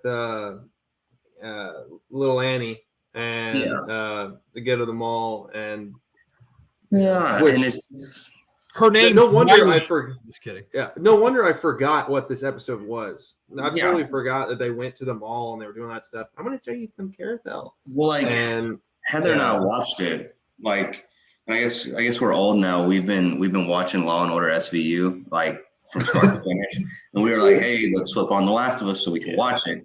And like we got done, and we were like, it could still be cultured. We're like, really? Like that's what we stopped to watch. That's what we sat down for. Right. Is to watch just the epitome of a filler episode. Yeah. Like, hey, it's like they tried to get too cute with it. Like tried to too good for your own good kind of thing. You know what I could have done better is, like at the end of Remember the Titans, it shows you like a rundown where it's like, Ellie did this and Riley became this. They could have just put like a paragraph there and just been like, this is what happened. Yeah, like they have flashbacks all throughout the show, and it's like whatever 5-10 minutes max, and then they do this one. It's a freaking hour. It's like, bro, that's what I'm saying. I don't want to see 2 12-year-olds run around in a freaking old mall playing whatever the hell they're doing. Like, give me a break. Yeah. Like this is just not. I just thought this one was doo-doo. Yes. Yeah, I mean, this was DLC, and the part of the DLC was not just that backstory of her and Riley.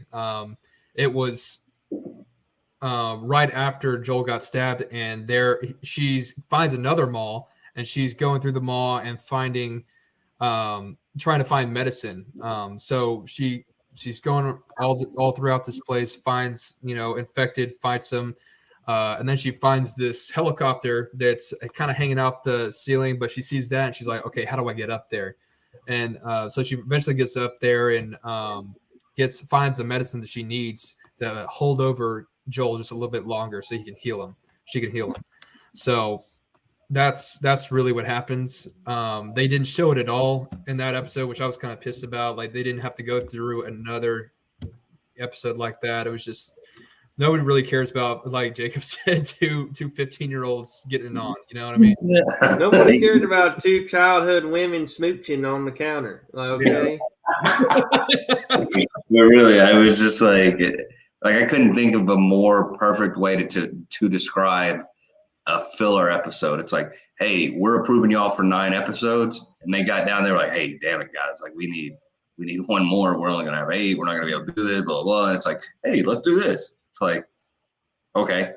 It's like whoever approved that is just like, yeah, dude, we gotta have 9. It's like, oh, well, sure. All right. Which is weird. I figured they would have 10 episodes, but Yeah. they went. Yeah. Because like as Travis has mentioned before, they've missed some things, and I'm like, well, they could not have if they got like the first episode came out like renewed for season 2. You're like, okay, so obviously this is a hit.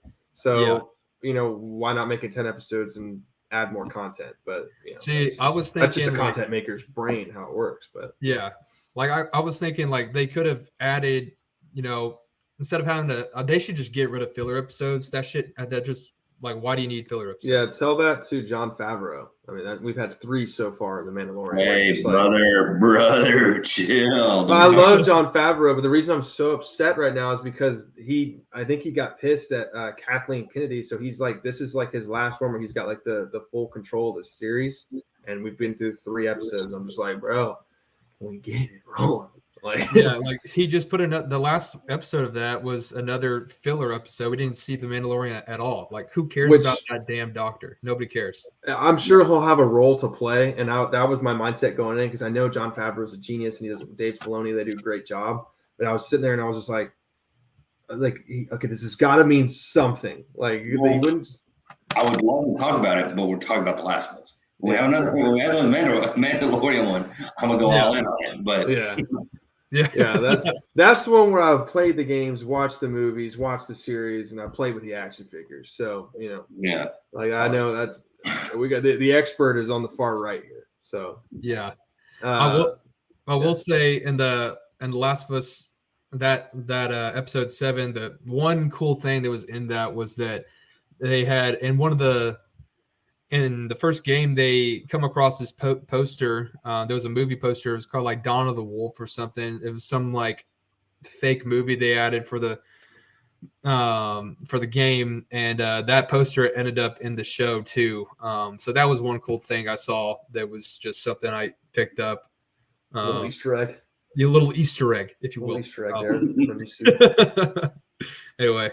That's the only cool thing I saw in this episode. Like on YouTube, they got like the little like red circle on the top left. Did you see that right there? Yeah. Did you slow it down into 0.18 speed and see this? No. Yeah, you're like. I used to watch those Easter egg videos for like zombies, bro. Like, if you stop here and grab the meteorite and grab all 3, there's one in this location, this one, and this one, and it plays this music. And you're like, yeah. All right, episode 8. So. This is the one where the pastor comes in, right? Yes. This is where David comes in. I don't know why I'm so eager to talk about the pastor because he was really freaking annoying. But when didn't he slap a chick in the episode where he just walked up, she's like, y'all should kill him. And he got abused. I mean, Adrian Peterson, that person, like a lot of things that I can tell you with 1,000% confidence that are not right within the name of the Lord. He was doing some interesting things at his little encampment, per se. Yes. Yeah, he was entertaining some very weird activities for the town that they got in with no police supervision or whatever you want to call it. So, Yeah. suspicious, very. Yes. But yeah, so that guy's a really odd guy. Kind of reminded me of the governor from The Walking Dead, if you've ever seen that. Oh yeah. It kind of gave me the same vibes. I think he was a little bit more of a psychopath. Yeah. Yeah, David was in the Last of Us show, not the other guy. I mean, I thought it was a pretty decent one because, we finally kind of got to see that the survival skills that Joel was teaching Ellie were starting to come into play. She started trying to go hunt. She was just now starting to learn how to use the rifle, and she, shot the buck, and, they were standing on top of it. It was David and his assistant, and, that's when things got real, got a little standoff. They're going to trade part of the or half of the deer for some medicine to heal the infected wound on Joel. They make it into that building where they're sitting over the fire, and Pastor's still being really weird and creepy as if he had been to Epstein's Island. And definitely Joel is still struggling. So they end up capturing Ellie because the assistant comes in and puts her on gunpoint. And when she's in the town, we figure out that they're cannibals, and that the meat that they eat is from people. So, and if Ellie does not help out, and how the pastor was once again doing some really sus stuff, basically like saying some sus words to Ellie, and Ellie's like kind of like giving him the hint that like she's up for it and to joining him or whatever, and then kind of like breaks his nose or whatever, and then that's when he's like, okay, we're gonna put you on the table and we're gonna eat you, basically. You're gonna be our next supper. And so and that's when the famous scene comes through, because like they send people after Joel, and Joel does that, and I'll let Travis get into it because I know he likes talking about these two scenes. Was the interrogation scene with Joel and the two insurrectionists, basically the whatever, and the scene after Ellie gets out of the burning building. If you want to talk about the interrogation scene and how like intense the game was in those scenes. First off, there's one huge difference in this episode, was that when Ellie shot that deer, they found David and his companion in the snow. After they found the deer, they dragged the deer into that cabin. After David's companion goes to get the medicine so they can trade, basically a whole bunch of infected attack them, and they're trying to survive in that one cabin. So they do that. All that stuff happens, and they're being attacked from all around, basically a swarm of just infected everywhere. And they have to move from one place to another. They finally get to another spot. They kill infected, and then another bloater comes, and so we missed out on seeing another bloater. But another bloater comes. They kill it. Yeah, they needed to include that for sure. Yeah, come on. It was a huge part of the game. Like I was like, oh, we get to see this part. I can't wait to see it. And then it didn't happen. I was like, well, shit, dude. Like I was like, get your remote and turn it off. Bye. Good night. Yeah. Tomorrow's Monday. Yeah. Anyway. Great. I gotta drive 45 minutes to work. I'm out of coffee in the morning. Great. Talk to people I don't care about. I'm just kidding. Yeah, you're over there and you're just like, yeah.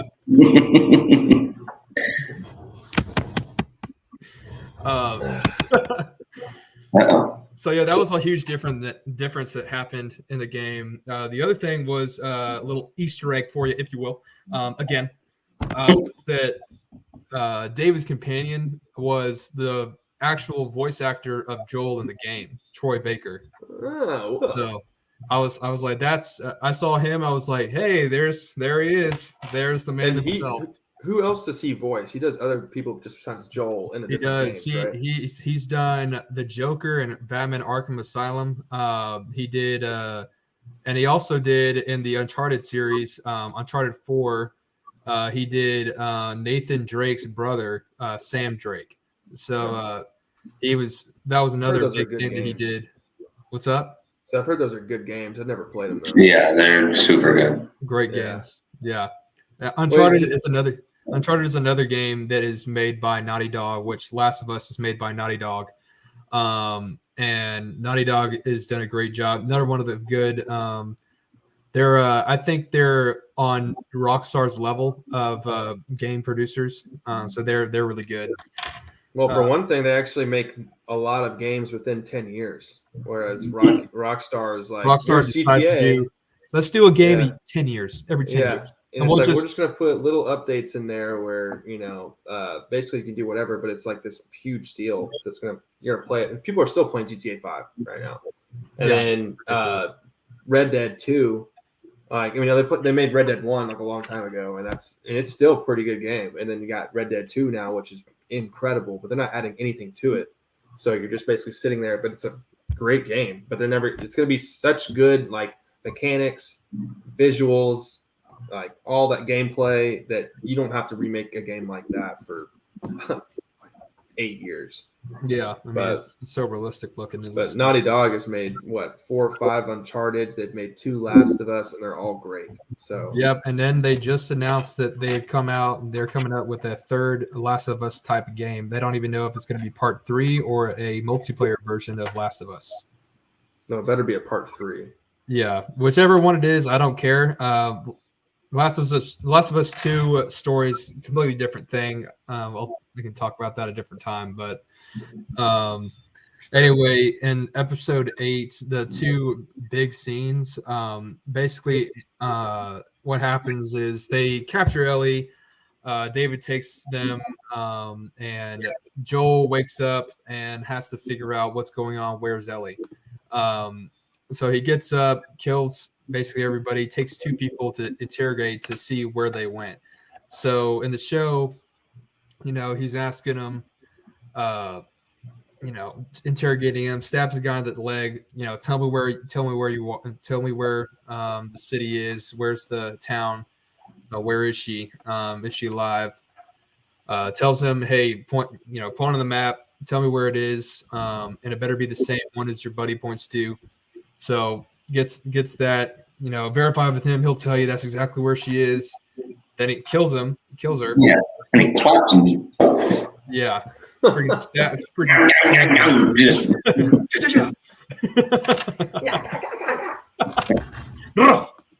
Yeah. So he stabs him. In the game, he gets behind him and just like gets him from the back and chokes him out. Basically, pause. But he does that in the game. I think it's way more intimidating in the game, for sure. But he gets to the guy. He comes up to the guy and basically, he's like, he told you what you wanted. Why'd you? What did he do, Travis? He told you what you wanted, and no bitches. Basically, no bitches.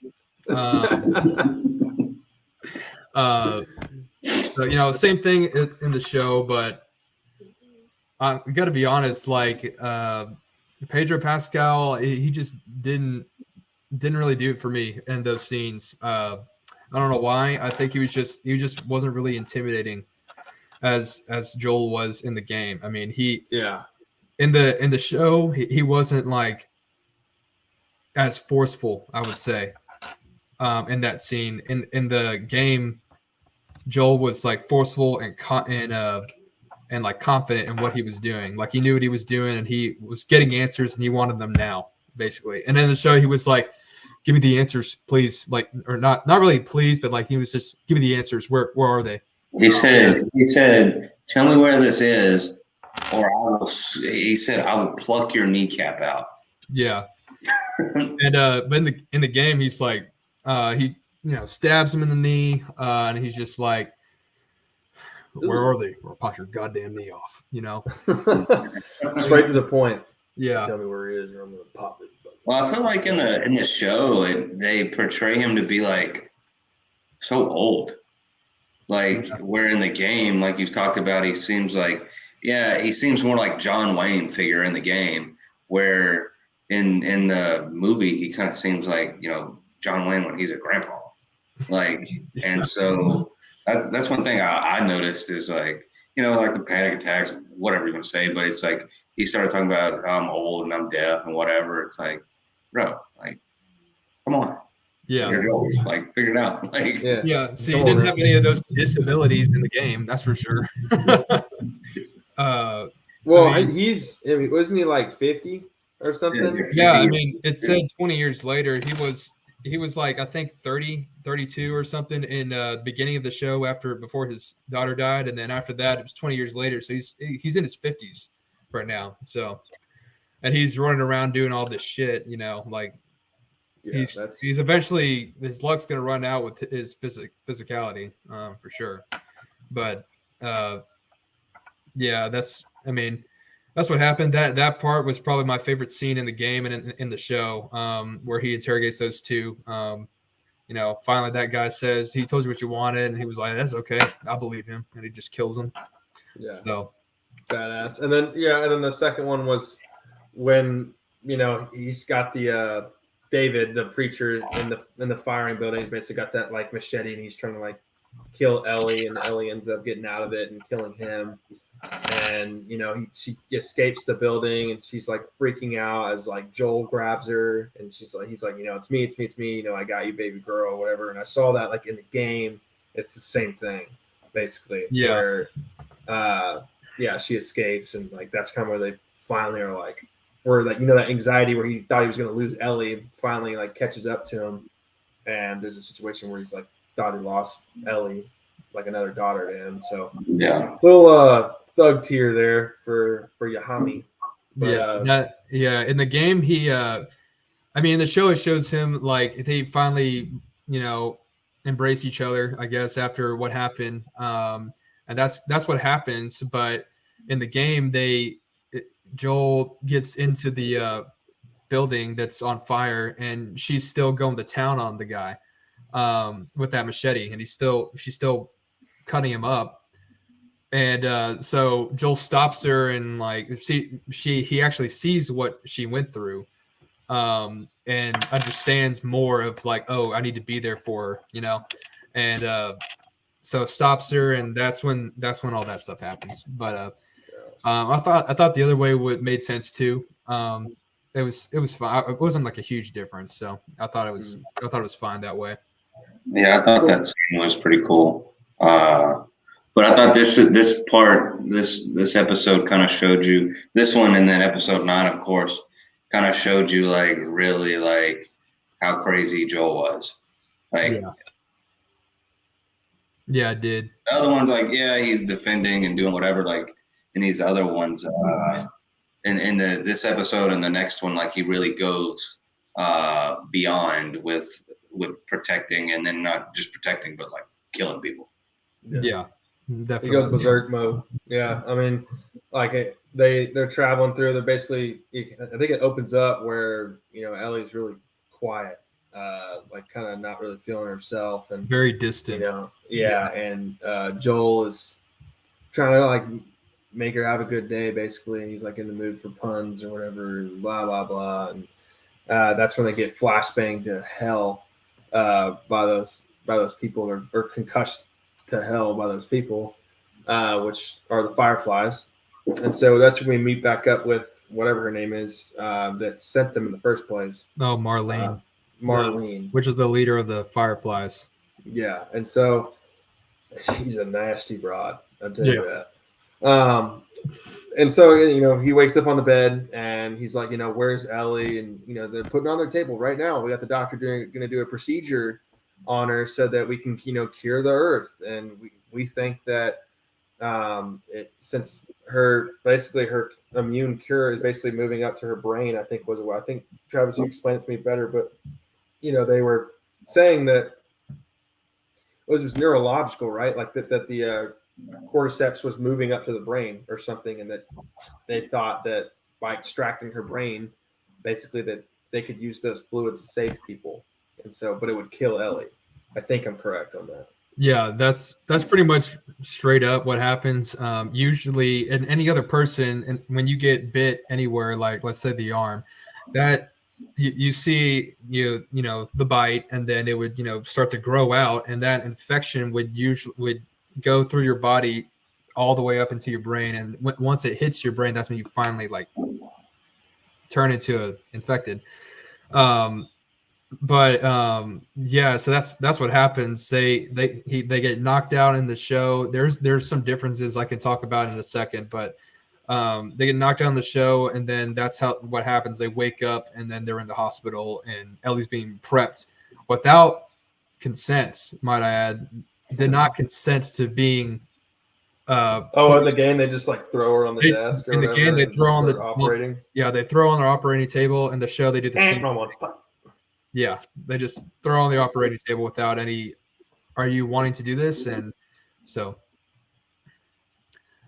if there's anything else y'all want to add, y'all can, and then after that, I'll just say some of the differences came up.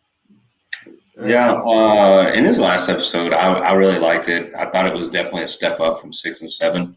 And then number 9, like I said, kind of portrayed more of Joel, how he was in the game, like how he gets a crazy streak kind of thing going, and then it's like nobody can stop him. And then I think the whole having or trying to do the surgery on her, it's kind of like the picking two choices that you don't want to pick kind of thing. But at the same time, it's kind of sketchy how you don't. I think in the show they basically tried to say they told her like, oh, we're gonna do a surgery, but didn't tell her like it's gonna kill you. They just said like we're gonna do a surgery or whatever. Where in the game, they're just like, hey, screw you, you're about to get your brain cut out, kind of thing.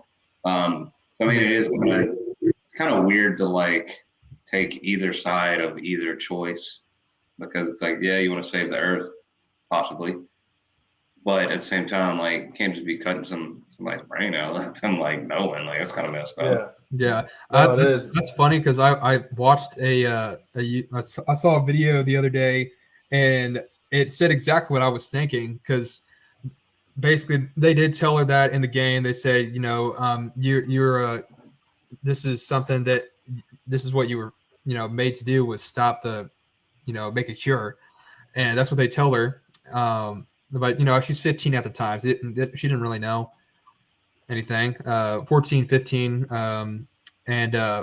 But what doctors usually do is that they run tests. They get samples, blood samples. They run those tests first before figuring out if you even can create a cure from what they're doing.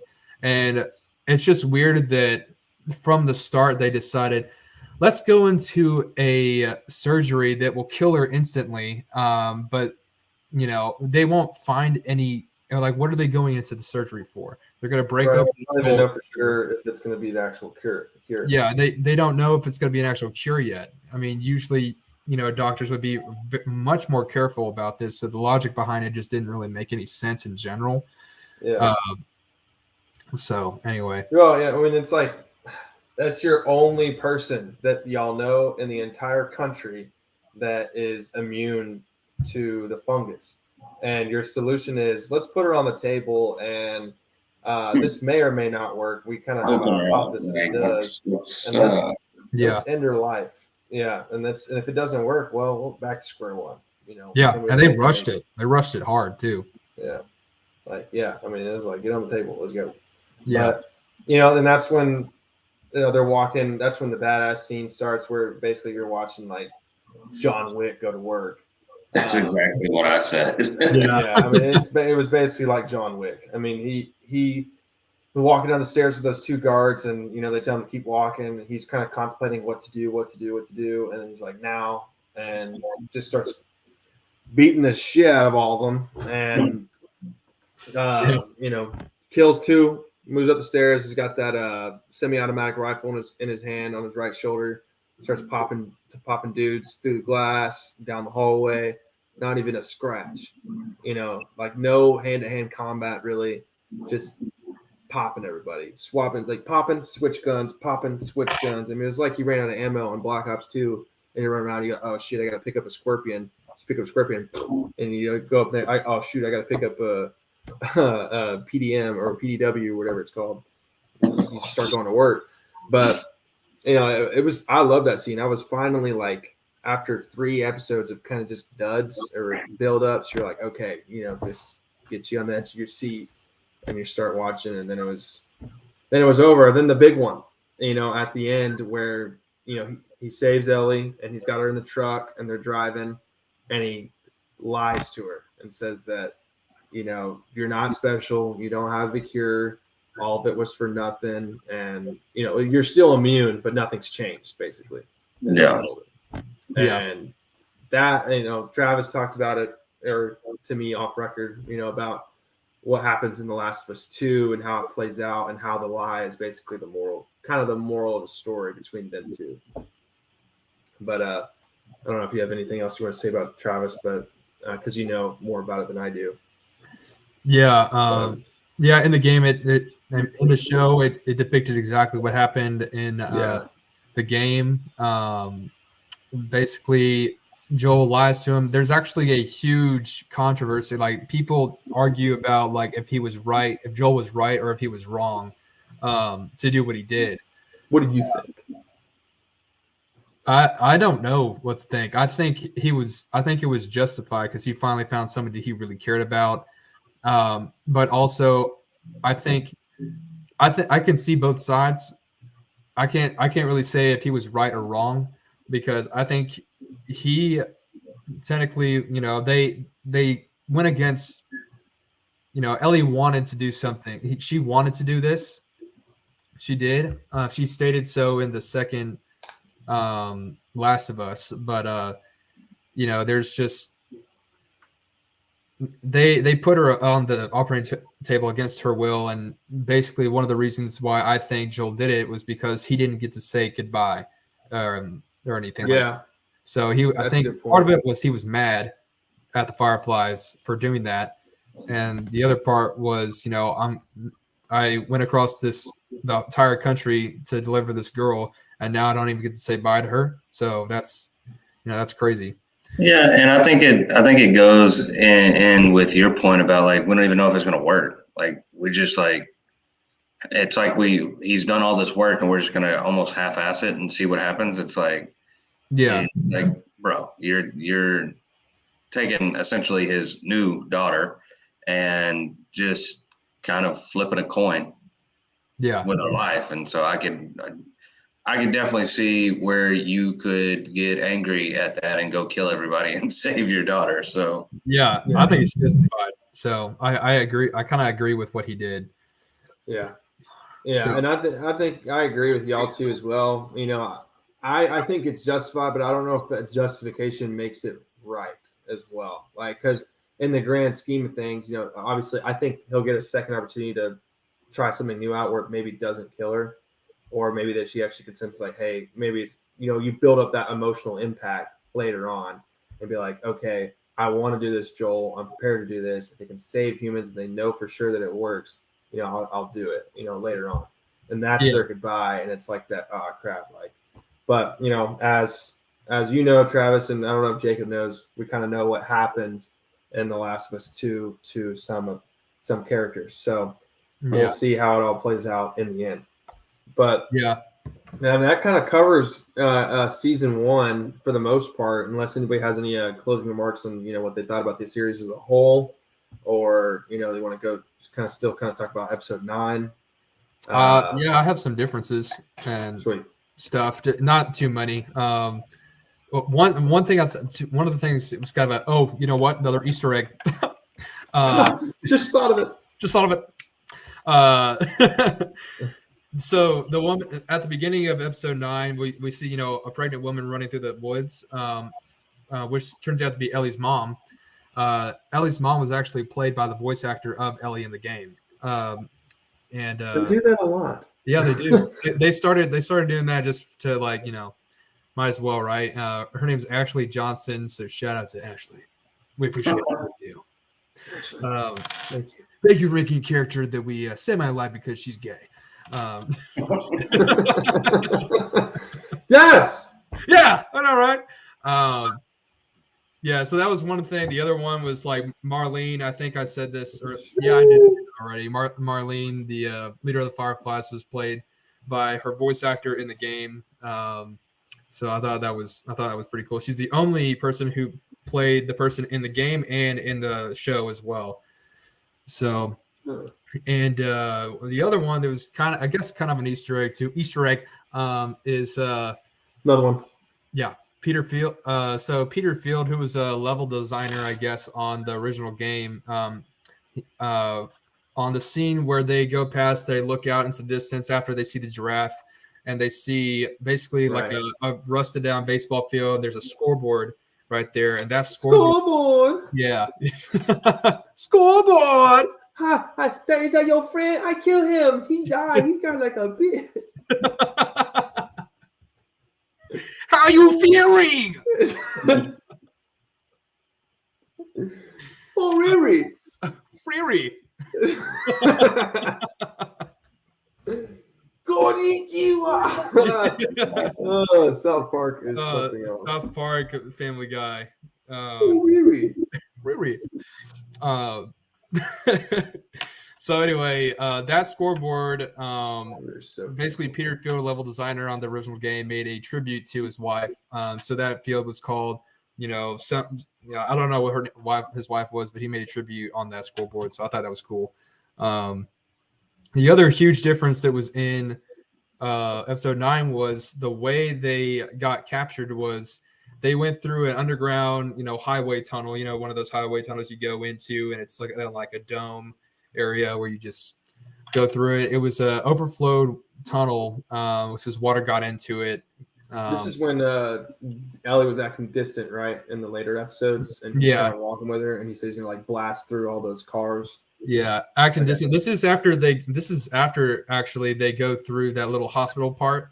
Okay. They don't get captured there. They go a little bit further, and they go in through. The only way past or to the hospital is through that underground highway. So they go through there, and it ends up being pretty overflowed with water. So they're trying to pass through it, and then they end up falling into the water, and they wash up. Ellie drowns, so Joel is trying to perform CPR on her, and that's when the Fireflies find them, and he's still trying to do CPR, and the Fireflies come up and knock him out. And that's when they end up in the hospital. So they miss that huge part of it. But still, everything else panned out pretty accurately. So I would have liked to have seen that. I would have liked to have seen the water. Yeah. I know, yet another scene that they just didn't put in. I don't know why. But and what's crazy is they're trying to add emotional emphasis between their relationship. That does it. There's like two or three examples that we've kind of ran through in this podcast episode where you're like, okay, that would have helped. And that's more content to make it 10 episodes. Yeah, exactly. They want our money, don't they? Yeah. Anyway.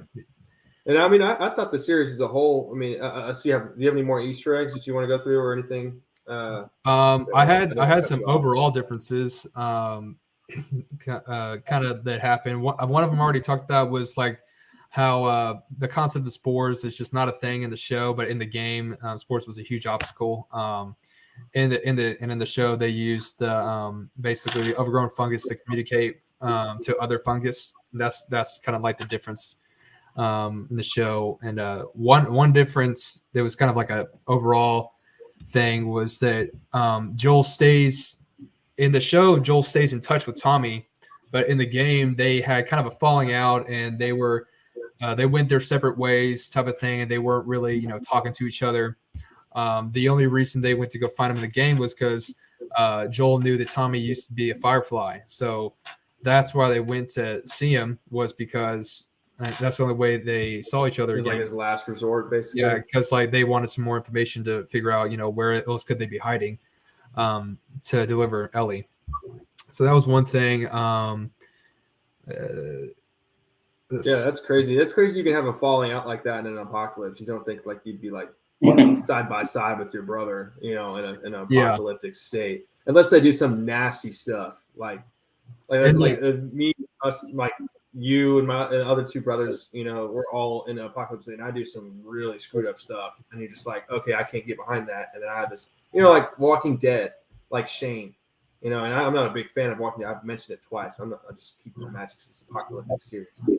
And Shane is like super hardcore, like, I'll do anything to, let me tell you something, like, Yeah. super hardcore. He's going to kill whatever. He's going to do whatever he needs to survive. And he ends up being shot by his best friend. So, spoiler alert, that was 2 years ago.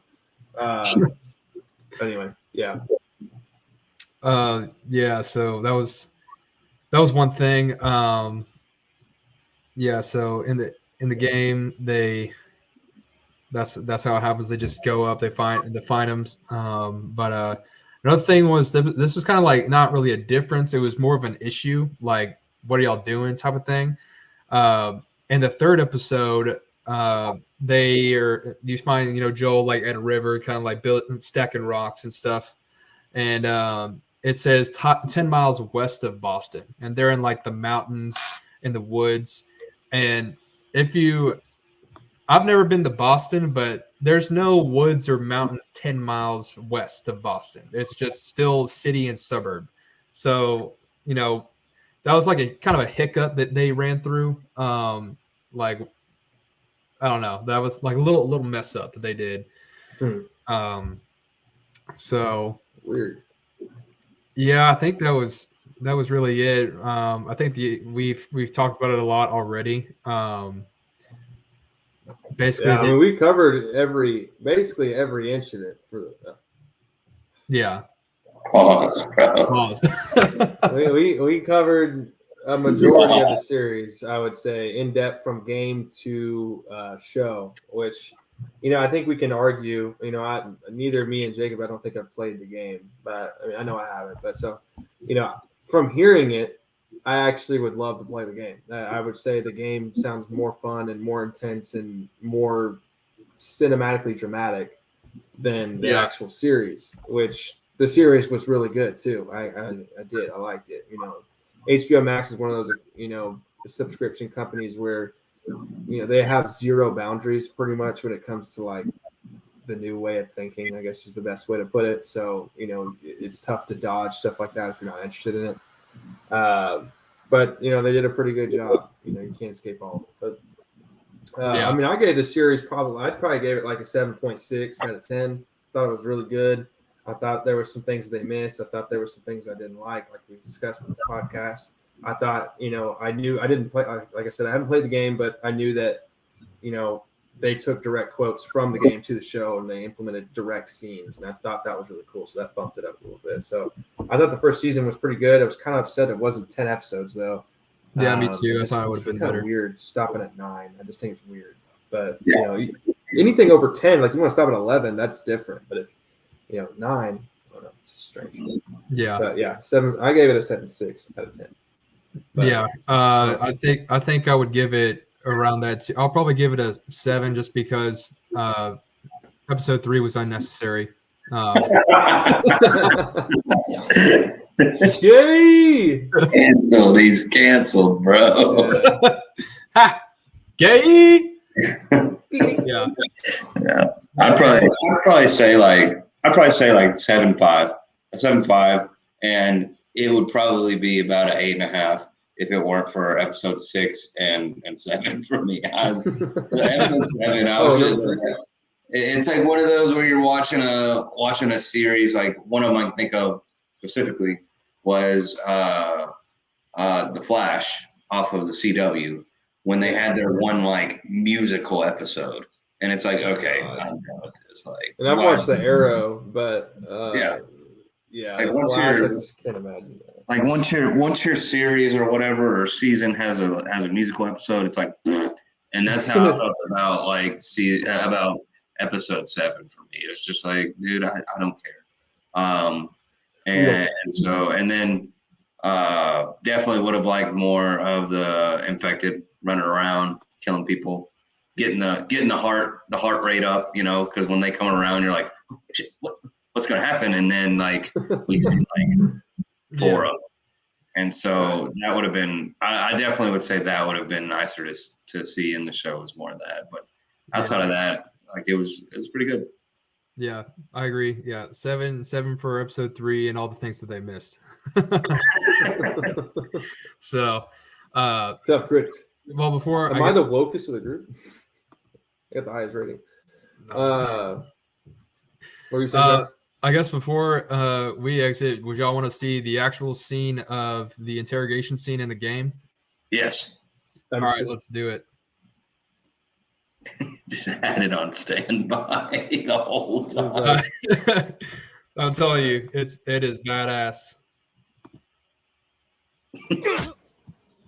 What the? Be advised, there may be a language warning. Parental supervision is advised.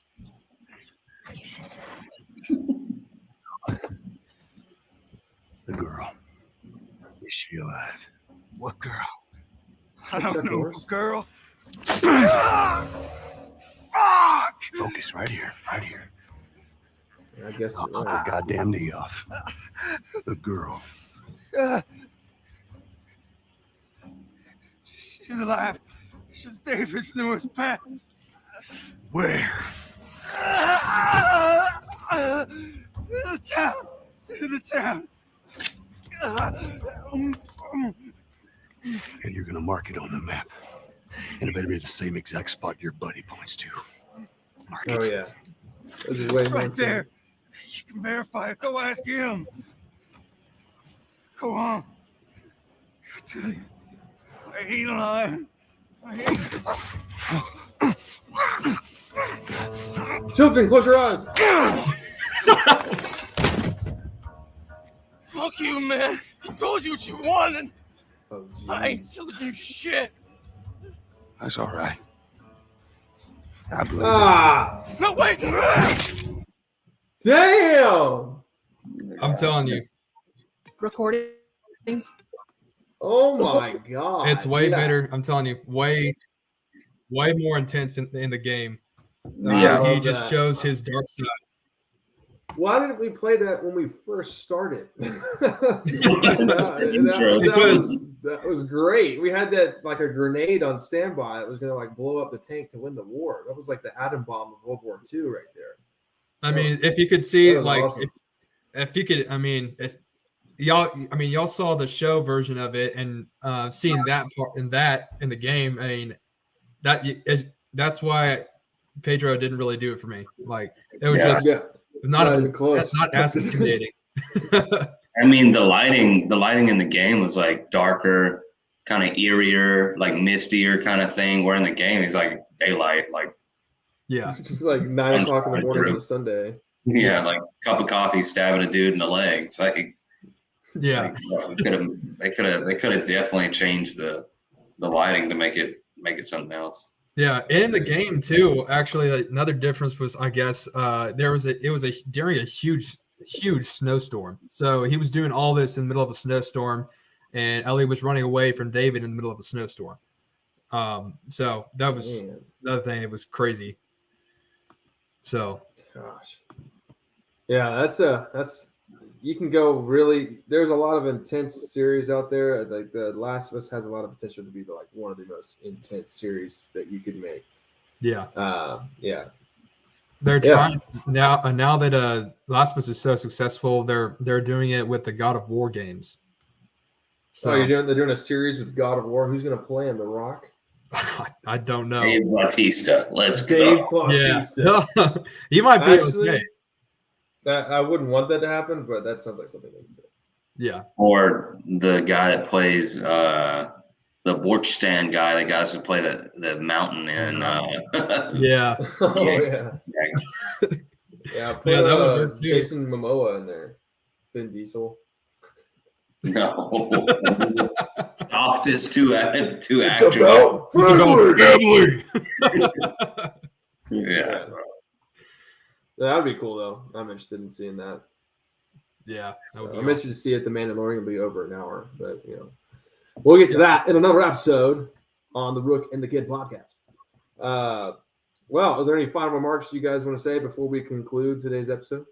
Where's the kid, Oh, he's asleep on the couch. brother?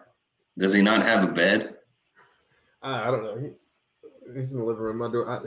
I asked him if he was going to join for the short portion at the beginning with Brandin Cooks and whatever, and he was like, because he's never seen The Last of Us. So, oh, okay. Well, I mean, you didn't want to talk about Brandin Cooks and like good things happening for the Cowboys. You know that. That line yeah, that conversation. All right, you know that song where it's like they were praying on my downfall. That's what he does. Yes. Cowboys. That's what I told him. Like, yeah, that's exactly what I said. I was like, come on. But we'll probably talk about that. I think so. Yeah, Nightmare Blunt. That's David. So yeah, David will probably be our next guest on the podcast, and he wants to talk about NFL. So more details on that will come out through the week. Math class, like pep rally stuff. Like what's what was your favorite music or song for prom or homecoming? Yeah. Are they still playing "Get Low" by Lil Jon? Are they still playing "Wobble"? Yeah, no. What was your favorite truck that darted off at Whataburger after a football game? Like, yeah. What's your favorite Sam Smith song, David? Stay with me. Yeah. So we'll see. I told he's excited for it. But if you've seen David in the past 2 years, he doesn't really look excited for almost anything, but he is. Trust me. Teenager. He's like, sounds fun. Yeah, I'll do it. All right. Cool. All right. Well, appreciate you guys coming on. This was another good podcast. We always seem to take it off pretty damn well when we talk about Mandalorian and The Last of Us and stuff like that. We usually kick it off. So this was fun. We also learned a lot. So Travis, appreciate you carrying the boats on this episode. Yeah, so no you did problem. An excellent job. It was something I've been holding in for about a week and a half. Well, we're glad you could let it out, big dog. Wait, what? Whoa, hey, yo. Yeah, I kind of felt myself ranting a lot, so I didn't. Clean yourself. Hey, bro, you got toilet paper sitting there on you. No. No, I got this. Your boy had some sinus issues. Lightsaber on his desk, ready to go in case an intruder walks in.